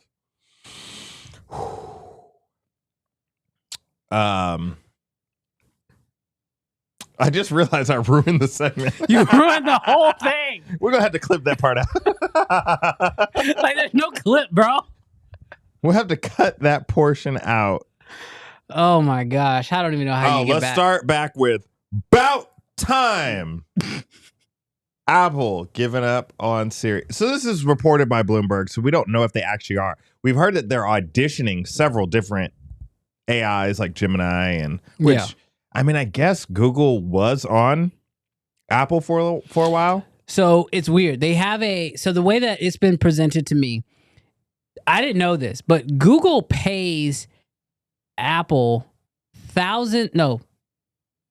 millions of they pay Apple a bunch of money just so that way when you go into Safari and you search something up, the default search engine is Google. Yes. And Apple could have built their own, but Google was like, hey, look, we'll just pay you. Don't. Mm-hmm. And so there is precedent for companies to work with each other behind the scenes and stuff like that. Yeah. What people have said is that Apple would basically be paying ChatGPT to be the power and brain behind Siri. Apple would be paying. Apple would have to. No, it should be the other way around. No. You want to know why? Go for it. Information is money. Here's why. If I'm Apple, I'm saying you guys, just like with the Google, you guys will be the Siri. Maybe we'll give you a discount because you're helping our Siri, but we're about to give you 1 billion users. How many of y'all got? 100 million?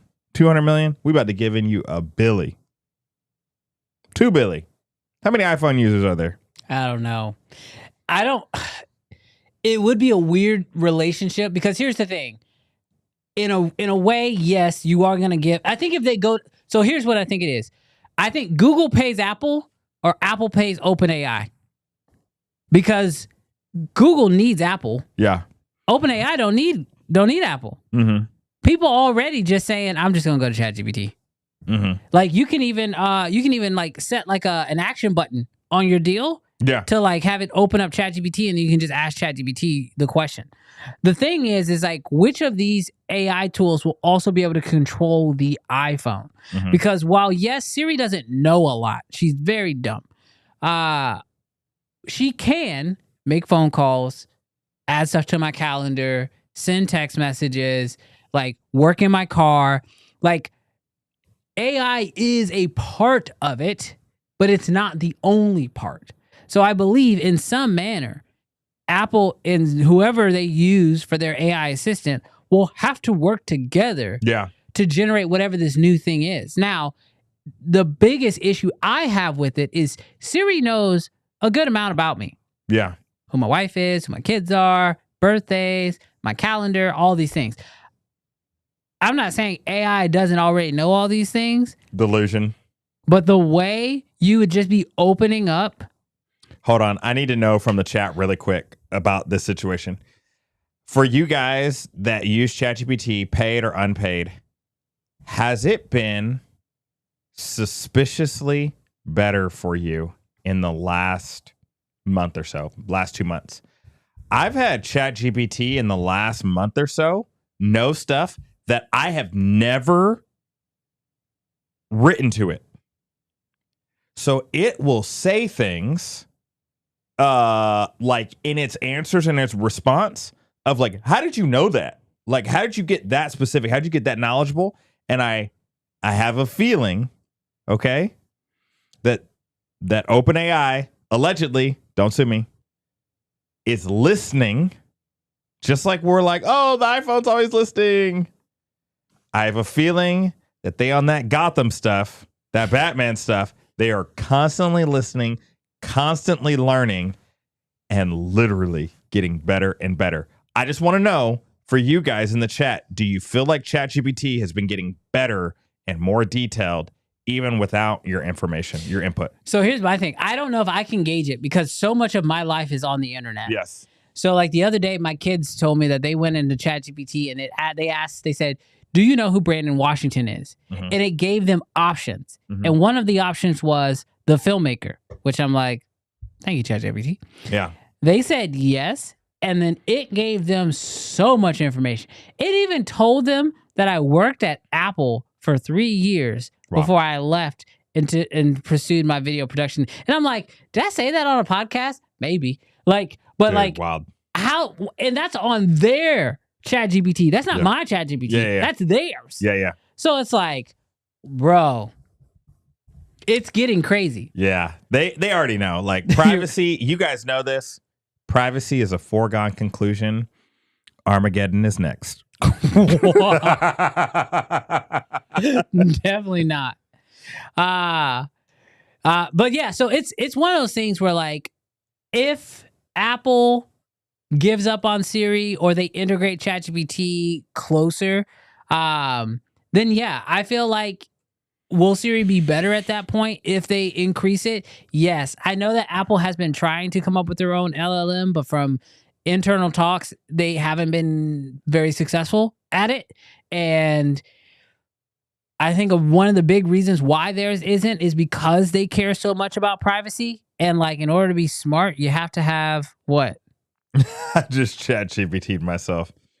Wild. It knows some stuff. It knows a little thing. It knows a few things. Yeah.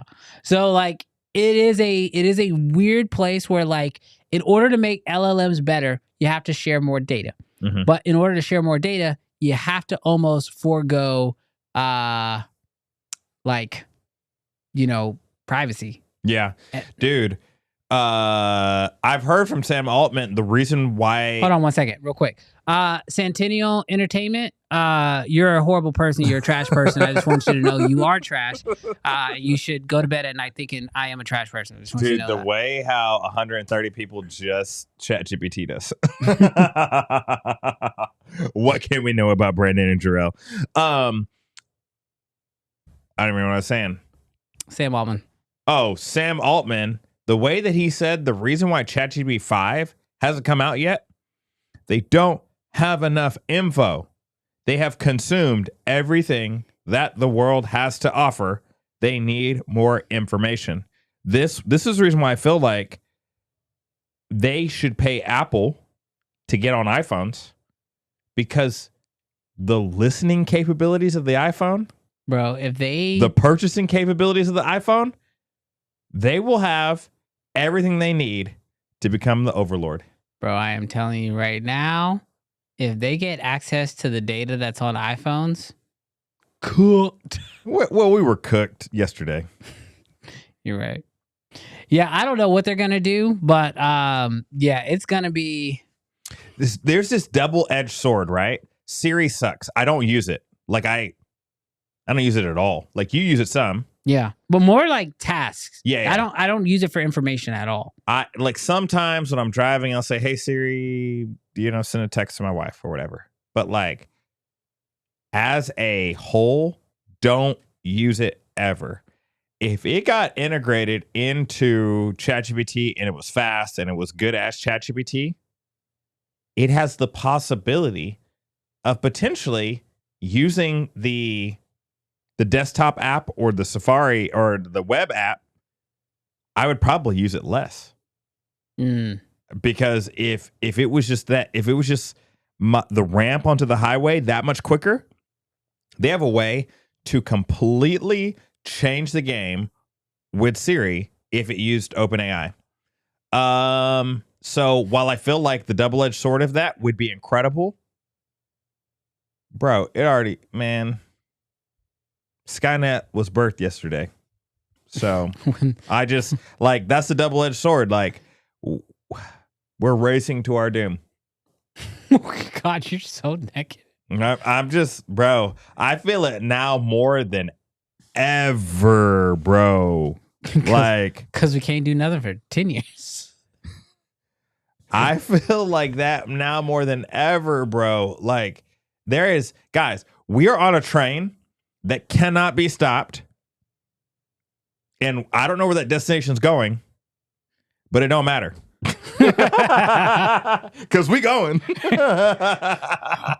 We all own it. We own it. Can't jump off now. Wild. So yeah, I don't know. Let me know what y'all think. What y'all thoughts are. If y'all are big ChatGPT users, and if you'd be happy to see it integrated into your iPhone, we'd love to know your thoughts on that. But yeah, it gosh, this detailed ChatGPT. Y'all are insane people.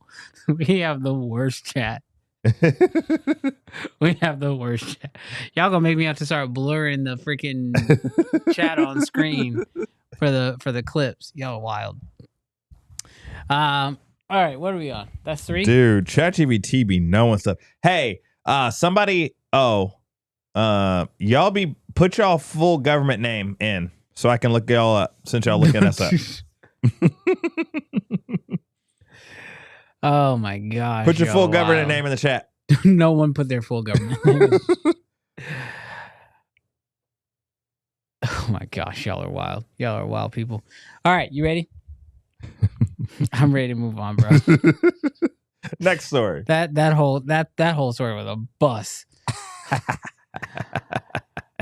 All right. Now, we do know that we have quite a few people in here who are running video production. Shout out to Ezreal, who was just in our mentorship program.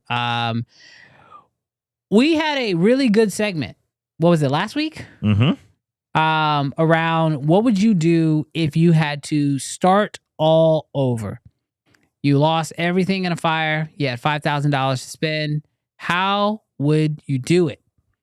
And some really great comments came in on that video when we posted the clip. And even this doesn't happen all the time, but I actually had two people text me, and then I had two people DM me on IG telling me their thoughts about that story that we ran, which was kind of crazy. It was, very insightful, very cool. I enjoyed it, having those conversations with people.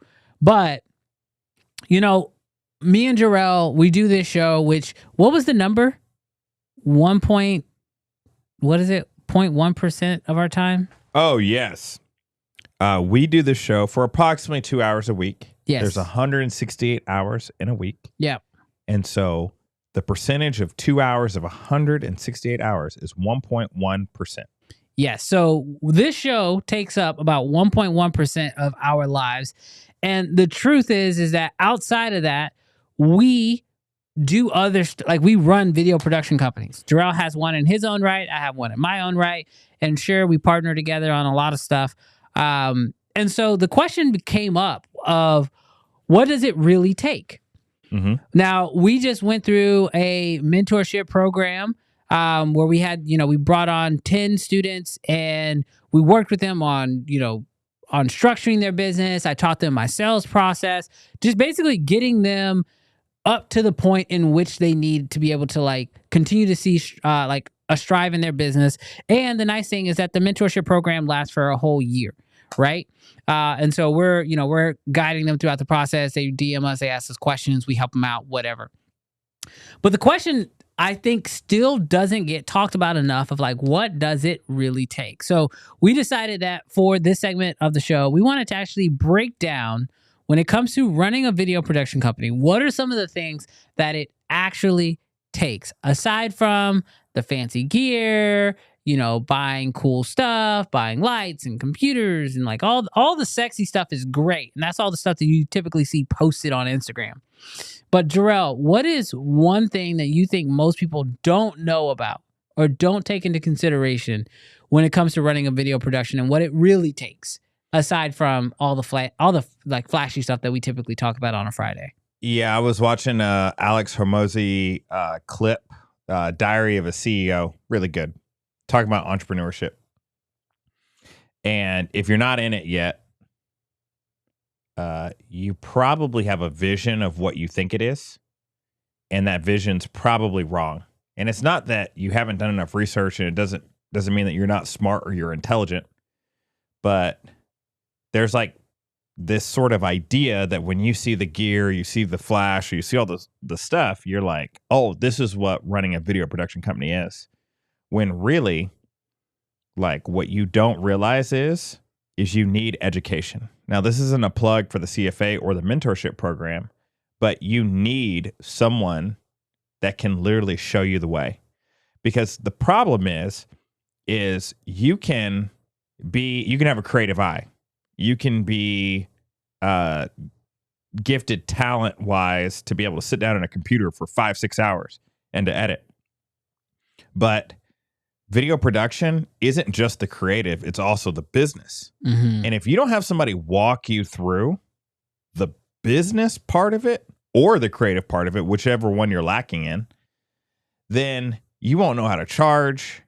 You won't know how to write a contract. You won't know when to collect money. You won't know how to collect money. You won't know any of these things. And so this is a piece that a mentor, education, a course, something can literally help you not have to suffer. Because I think both Brandon and I, very much in the beginning was wandering around in the dark.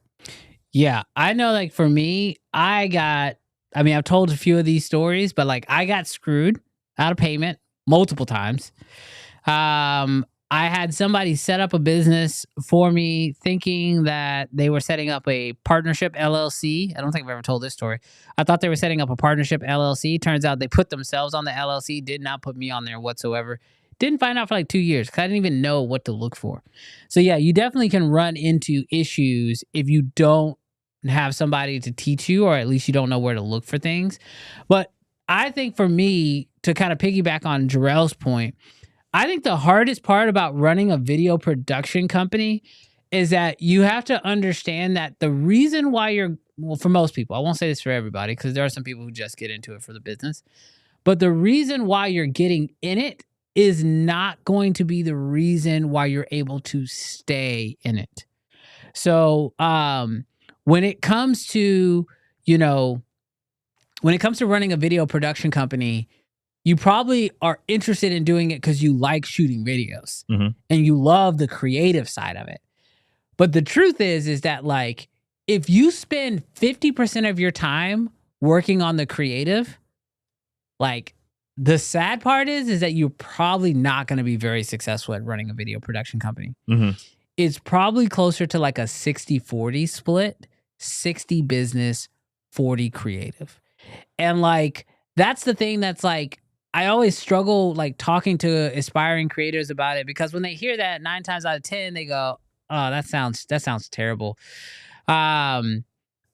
So when it comes to running a video production company, you have to be able to think about the business side of it. And the fun part of thinking about the business side of it, if you do it the right way, is doing the business allows you to 100% then like be able to do what you love, which is the creative too, versus you just went and got a, normal job and you don't get a chance to do the creative at all.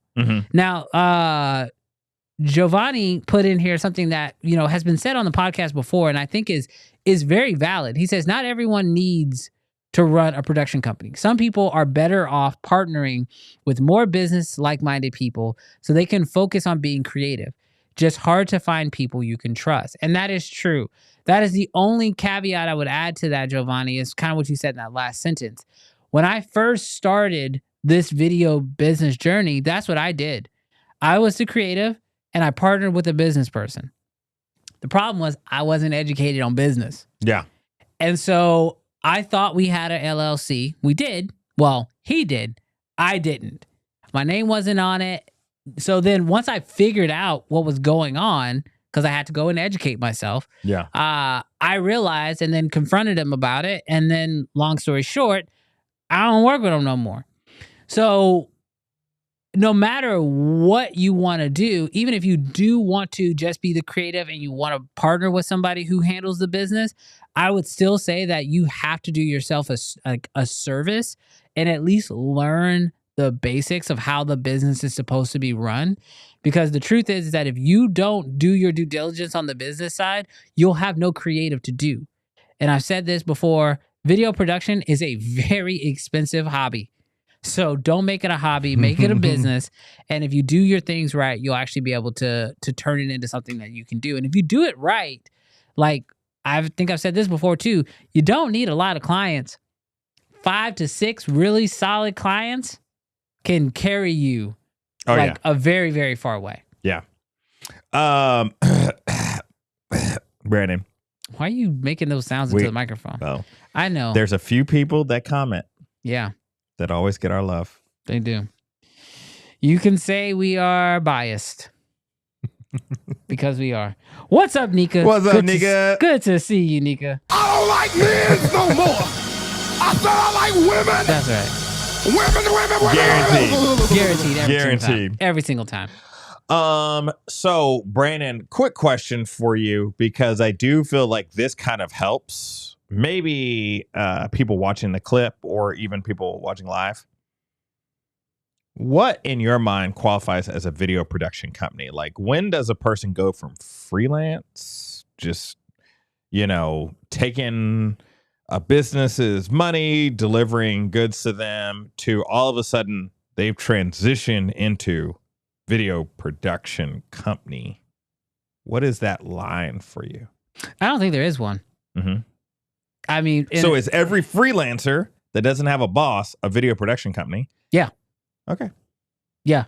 I agree. To me, a freelancer, the only thing that changes it is realistically like how you are classified, like from a business structure standpoint. Mm-hmm. Like if you're just a sole proprietor out there just like, doing jobs and you're getting paid by your own name, no business structure whatsoever, you're technically a freelancer, but like you should not freelance full time underneath your own name because there's a whole lot of liability in there. Mm-hmm. Set yourself up as a company, get an LLC. It'll cost you less than $300. Sign up for the whole thing and get yourself an EIN number, a business bank account, and be a business. Like if you're gonna do this professionally and charge people money, what? You don't have. I'm just playing. Are you not an LLC?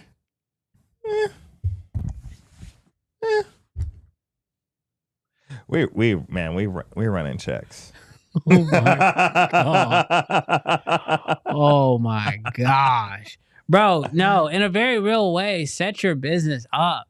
Now, the truth is that like an LLC is sort of like the first step. Once you start making some pretty decent money, you should go ahead and get yourself transitioned over into a S corp. The IRS has entered the chat. What they say? The IRS has entered the chat. But like, I believe that if you are shooting video, you are providing a service. Mm-hmm. That's ultimately what it is. You're providing a service, and you're providing that service for monetary gain to another company, then you are a business. And whether you want to say, oh, I'm just a freelancer, or oh, I run a video production company, I don't think it really matters as much. Mm-hmm. I think where some people choose to draw the line is if you're just like a videographer, so you're not doing marketing, you're not helping come up with ideas, you're just showing up on the day, doing a job. That's more of a sorry, I saw Nika's comment. That's more of a situation of like you're just a one day kind of deal. Oh, for sure. But like in a real way, you are ultimately offering a service and you want to have your company, you want to have your business established, and you need to understand what that looks like. Mm-hmm. And even if you choose not to do it yet, you should at least know that that should be the goal in which you're trying to, because like little things like, for example, an LLC, it doesn't really do anything for you. It doesn't help you tax wise. Like the only thing it really helps you in is if you were to get sued because something happened. You're flying a drone, it crashes on somebody's house, and they decide they want to sue you because they need a whole new roof now. They can't go after your personal finances. They only can go after the business. So it just sort of helps separate you. Y'all in the chat, we're kidding. We're kidding. I pay my tax. I promise you, bro. We've been doing this for like 10 years now. And yes, no, we pay lots in taxes, unfortunately. Nika says, don't create an EIN number until you generate revenue or are ready to file on time every year. Learned my lesson. Look, get your business straight, or just stay a hobbyist. Like as far what is as it like $800? $700. $700. Yeah. If you're not making $700 a year, don't. You're a hobbyist. Don't. Yeah, it's one of those things where it's like, don't step into the ring until you're ready. Yes, but if you're making over 700, well, and you need to go set yourself up. And maybe there's something in there because, like, we did have, allegedly, I may have known a person that in the very beginning years of 2013 and stuff like that, we might have been a little bit loose. Might have been a little loose. But once you start making money. And also, tighten up. Like it does help you out a lot. Like it is absolutely worth it. And so all that to say is like, if you are thinking about running a video production company or you are just freelancing, ultimately you do need to start by thinking of yourself as a business that is providing a service. Yeah. And once you start thinking about yourself as a business that's providing a service, if you're not sure what that looks like, then you need to think about it outside of yourself. Like the way I look at my business is like, I honestly, like the thing I look at is I look at lawn care. Like as weird as that is, I think about lawn care. Lawn care, the guy comes, he cuts my grass, he provides me a service, I pay him for said service, right? And so you have to think about yourself as a business that's providing that same service. Even though it's creative and you enjoy it and you love what you're doing, at the end of the day, you are still providing a service that you should be compensated for. And so for that reason, because you're going to be compensated for it, you need to just make sure you have your stuff set up properly. And it also helps with like getting paid, being able to set up like Square accounts or QuickBook accounts, things like that. So the biggest thing is like, even if you are planning on running a video production company, you enjoy this, but you want to be doing this professionally, it's just easier if you go ahead and do the hard work first. And that is understand, learn the business, and set yourself up right so you don't have to worry about it. Yes. Yeah, he says, I have a barber. Does that say barber? Yeah, a barber mindset. I make as little or as much as I need to, depending on the situation. Well, you can play some games too. Everything's a write-off. Yeah, seriously. So, I would say something that has been helpful for me, or let's read this first. Lock and Shake Film. Speaking of business, am I wrong for doing MSL photos with my, what is MSL? Maybe that's MLS. That's photography. Real estate. Real estate, yeah. Yeah. Photos with the 14.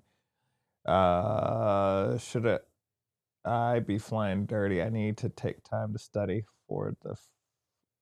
Oh, is he talking about a drone? So speaking of business, am I wrong for doing real estate photos with my 14? No, I think 14's okay. But not having a license. I need to take this. Yeah, he says he's flying dirty. He ain't got his part 107 is what he's saying. So, yes, get it. Yeah. I'll check. Yeah. Get your part 107. So part of y'all know this, and I'm only saying this because ChatGPT already knows this about me. So I work at a church, and so I have like a full-time job, and I run my video production company like not on the side, because now it has pretty much become like just another second full-time job. Yeah. And so for me, you got to be able to figure out that balance. I don't want unlimited clients. I don't want, and like it sounds incredibly awesome, just having people beating down your doors. But how I've set up my video production company is I want to do retainers with 2 to 3 people that I work with in the month, because I have a very set schedule, working a full-time job. And so I find those gaps in that schedule to be able to plug people in, to be able to work at those times that it works. So with that being said, for you guys, there's so many different ways to be able to run your company, and there's so many different ways of what you're looking for. But for me, that's how I particularly run my company, and that's what works best for me in all the other things I got going on. Yeah, I'd also say like the last little tip is that your business is your business. And there's going to be a lot of people, a lot of gurus who are going to tell you, you got to do this, you got to do that. The truth is that you just need to like just run your business the way you want to run it. The only thing you got to do is make money. Enough to stay afloat.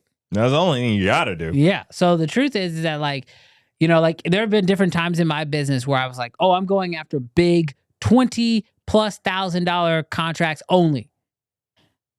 But I was telling Jarrell right before the show, I've kind of restructured the way I bring in clients, and I want easy $3,000 to $5,000 one day in, one day out type jobs. Mm-hmm. I don't want the $30,000, I got to work with you for a whole month, or $50,000, I got to work with you for over multiple months to finish a project. I want the easy, let's go shoot you a bunch of Instagram reels and let's call it a day. And I can shoot it in a day, I can edit it in a day, and I can be done and move on to the next month and do it again. So like, don't let people tell you that you have to go after these massive bids, or you have to keep pushing to try to get Nike as a client. Because I can tell you, I have worked with some of the biggest brands in our space and outside of our space. And I can tell you, those jobs come, you get a nice paycheck, those jobs go, the money gets spent, and you got to do it all over again.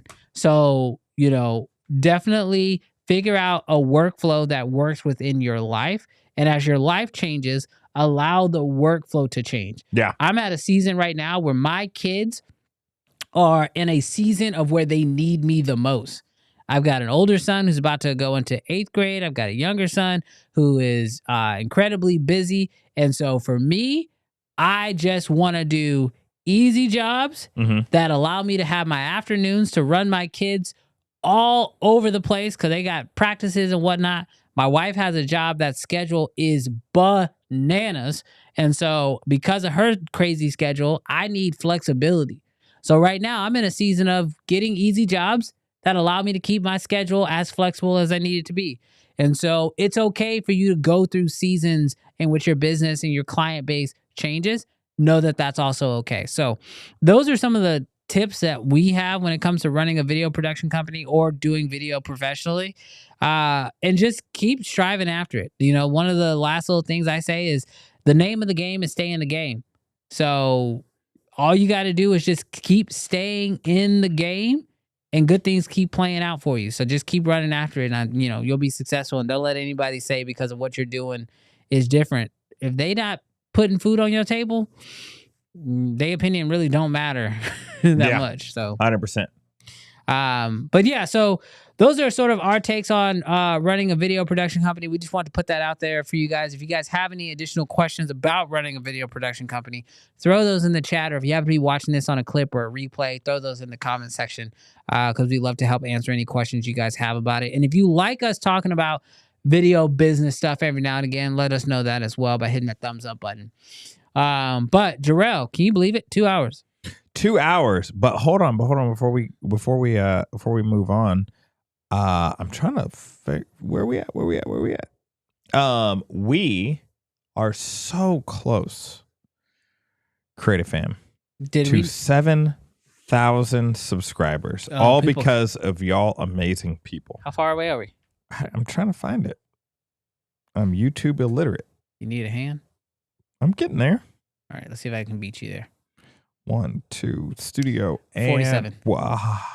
Beat you. 47. We're about 50. We need 53. 50 of y'all. If y'all have not subbed, help us to get to 7,000 faster. If y'all have not subbed, go ahead and sub right now. We're so close to 7,000 on a goal to 10,000 subscribers. You have been so awesome. Man, subscribe. Yeah. Also, thank you, Ezra. I appreciate that. Ezra just went through our mentorship program, and he says if you've been freelancing in the films, I think it's supposed to be space, and think it's time to level up, mentorship is what you need to do. Dude, we really appreciate that. But yeah, so we would love for you guys to continue to rock with us. Hit that subscribe button so you don't miss anything else that we have. I am back in town. Larry, yes. What did he say? If he goes into another account, do it. I mean, if you want to, that's fine.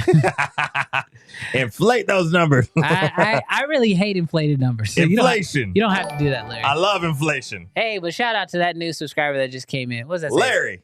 That's Michelle. Oh, and John just finished up our mentorship program as well. So shout out to you, John. But yeah, if you guys are, I am back in town, so definitely hit that subscribe button. Also, hit that bell because more live streams will be popping up soon. Now that most of our travel and stuff is about done. You got one more trip this week, but after that, we'll be back to more live streams. So definitely keep your ear to the ground. Hit that subscribe button so that way we can see you guys in future live streams. But Jarrell, before we get out of here, any last words for the people? Loud and clear, yes. Loud and clear. Do we get commission if we refer?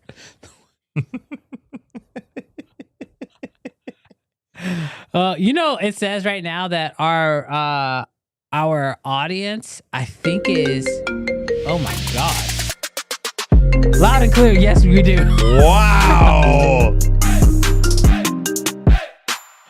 Wow. Nika said, don't stop the show yet. $49.99. Have you given any thought to an in-person workshop so that we can get hands-on experience with you and Cam and Terry and Kofi? I think that would be amazing because I want to take a stab at BTS photography. Is that possible? Nika, you keep giving us $50 like that. Anything's possible. Oh my gosh. Yeah, absolutely. We have absolutely had this conversation. We had something on the schedule, and then because of just the industry and things getting busy, we could not put on the event that we wanted to, but we have been, I said I didn't want to talk about it anymore because I just don't like saying we're going to do something until we know for sure everything is locked in. Yeah. But I will say, Nika, that is one of the highest priority items on our list. Nika, we will let you know as soon as possible. We did an event last year. It was incredible. Yes. We had, how many people were there? 125 plus We had people. 125 people in Houston in an incredible studio space, shooting all sorts of things. Kofi was there. Yeah. Who else was there? Justin Porter was there.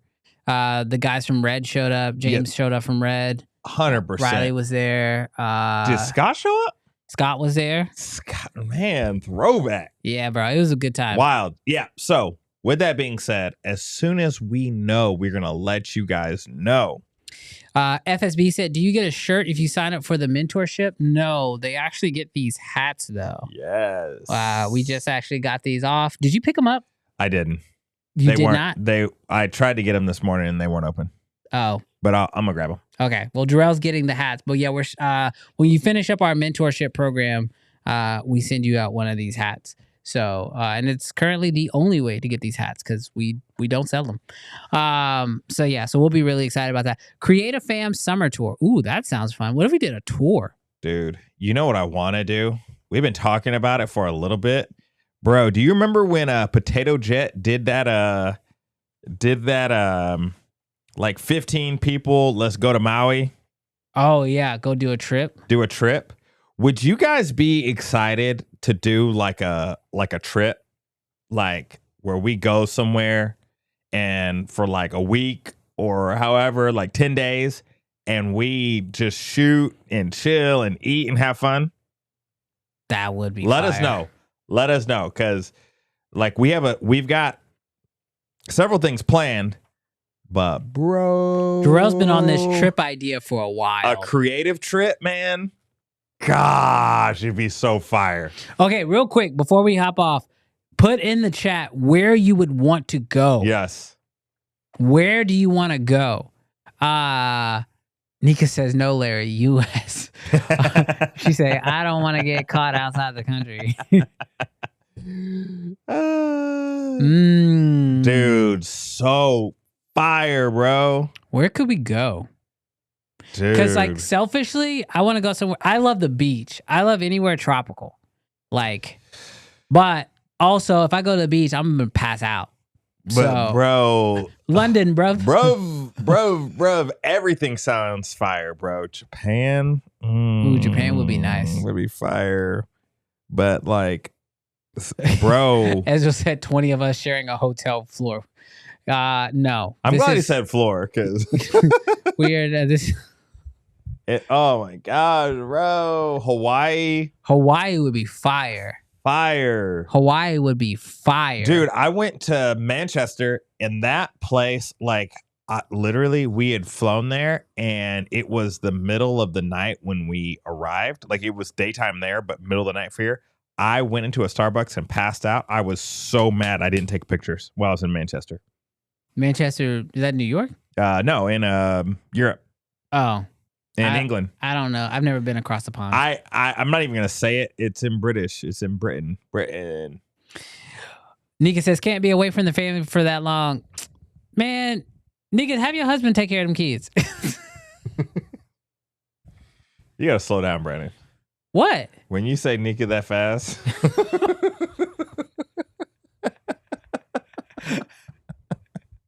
You got to slow down, bro. What are you talking about?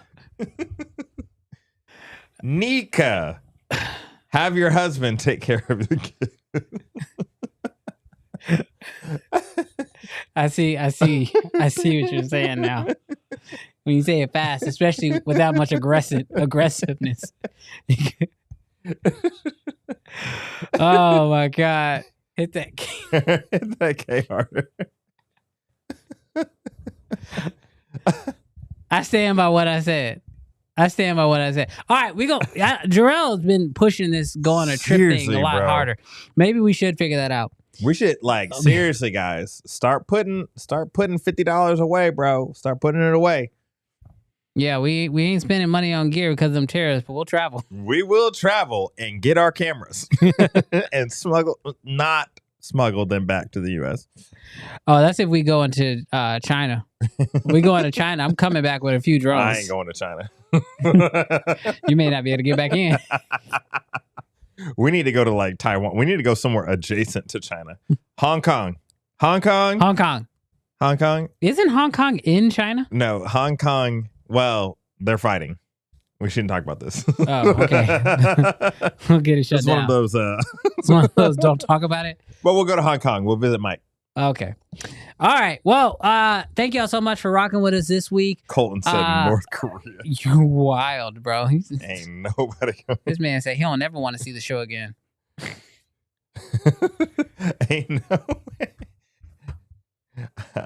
I'm not going to Russia. I'm not going to North Korea. Yeah, you know what? Let's go. They would want to go. Look, let's just go to Hawaii. Yeah. Let's just go to Hawaii. Oh my gosh. All right. Well, thank y'all so much for rocking with us this week. We will figure out where we are gonna go. Right now we just daydreaming. So, but who knows? Maybe we'll make it happen. But thank y'all so much for rocking in. Jarrell, any last words for the people? Peace. Hey, we love hanging out with y'all. We'll see y'all next time. Peace.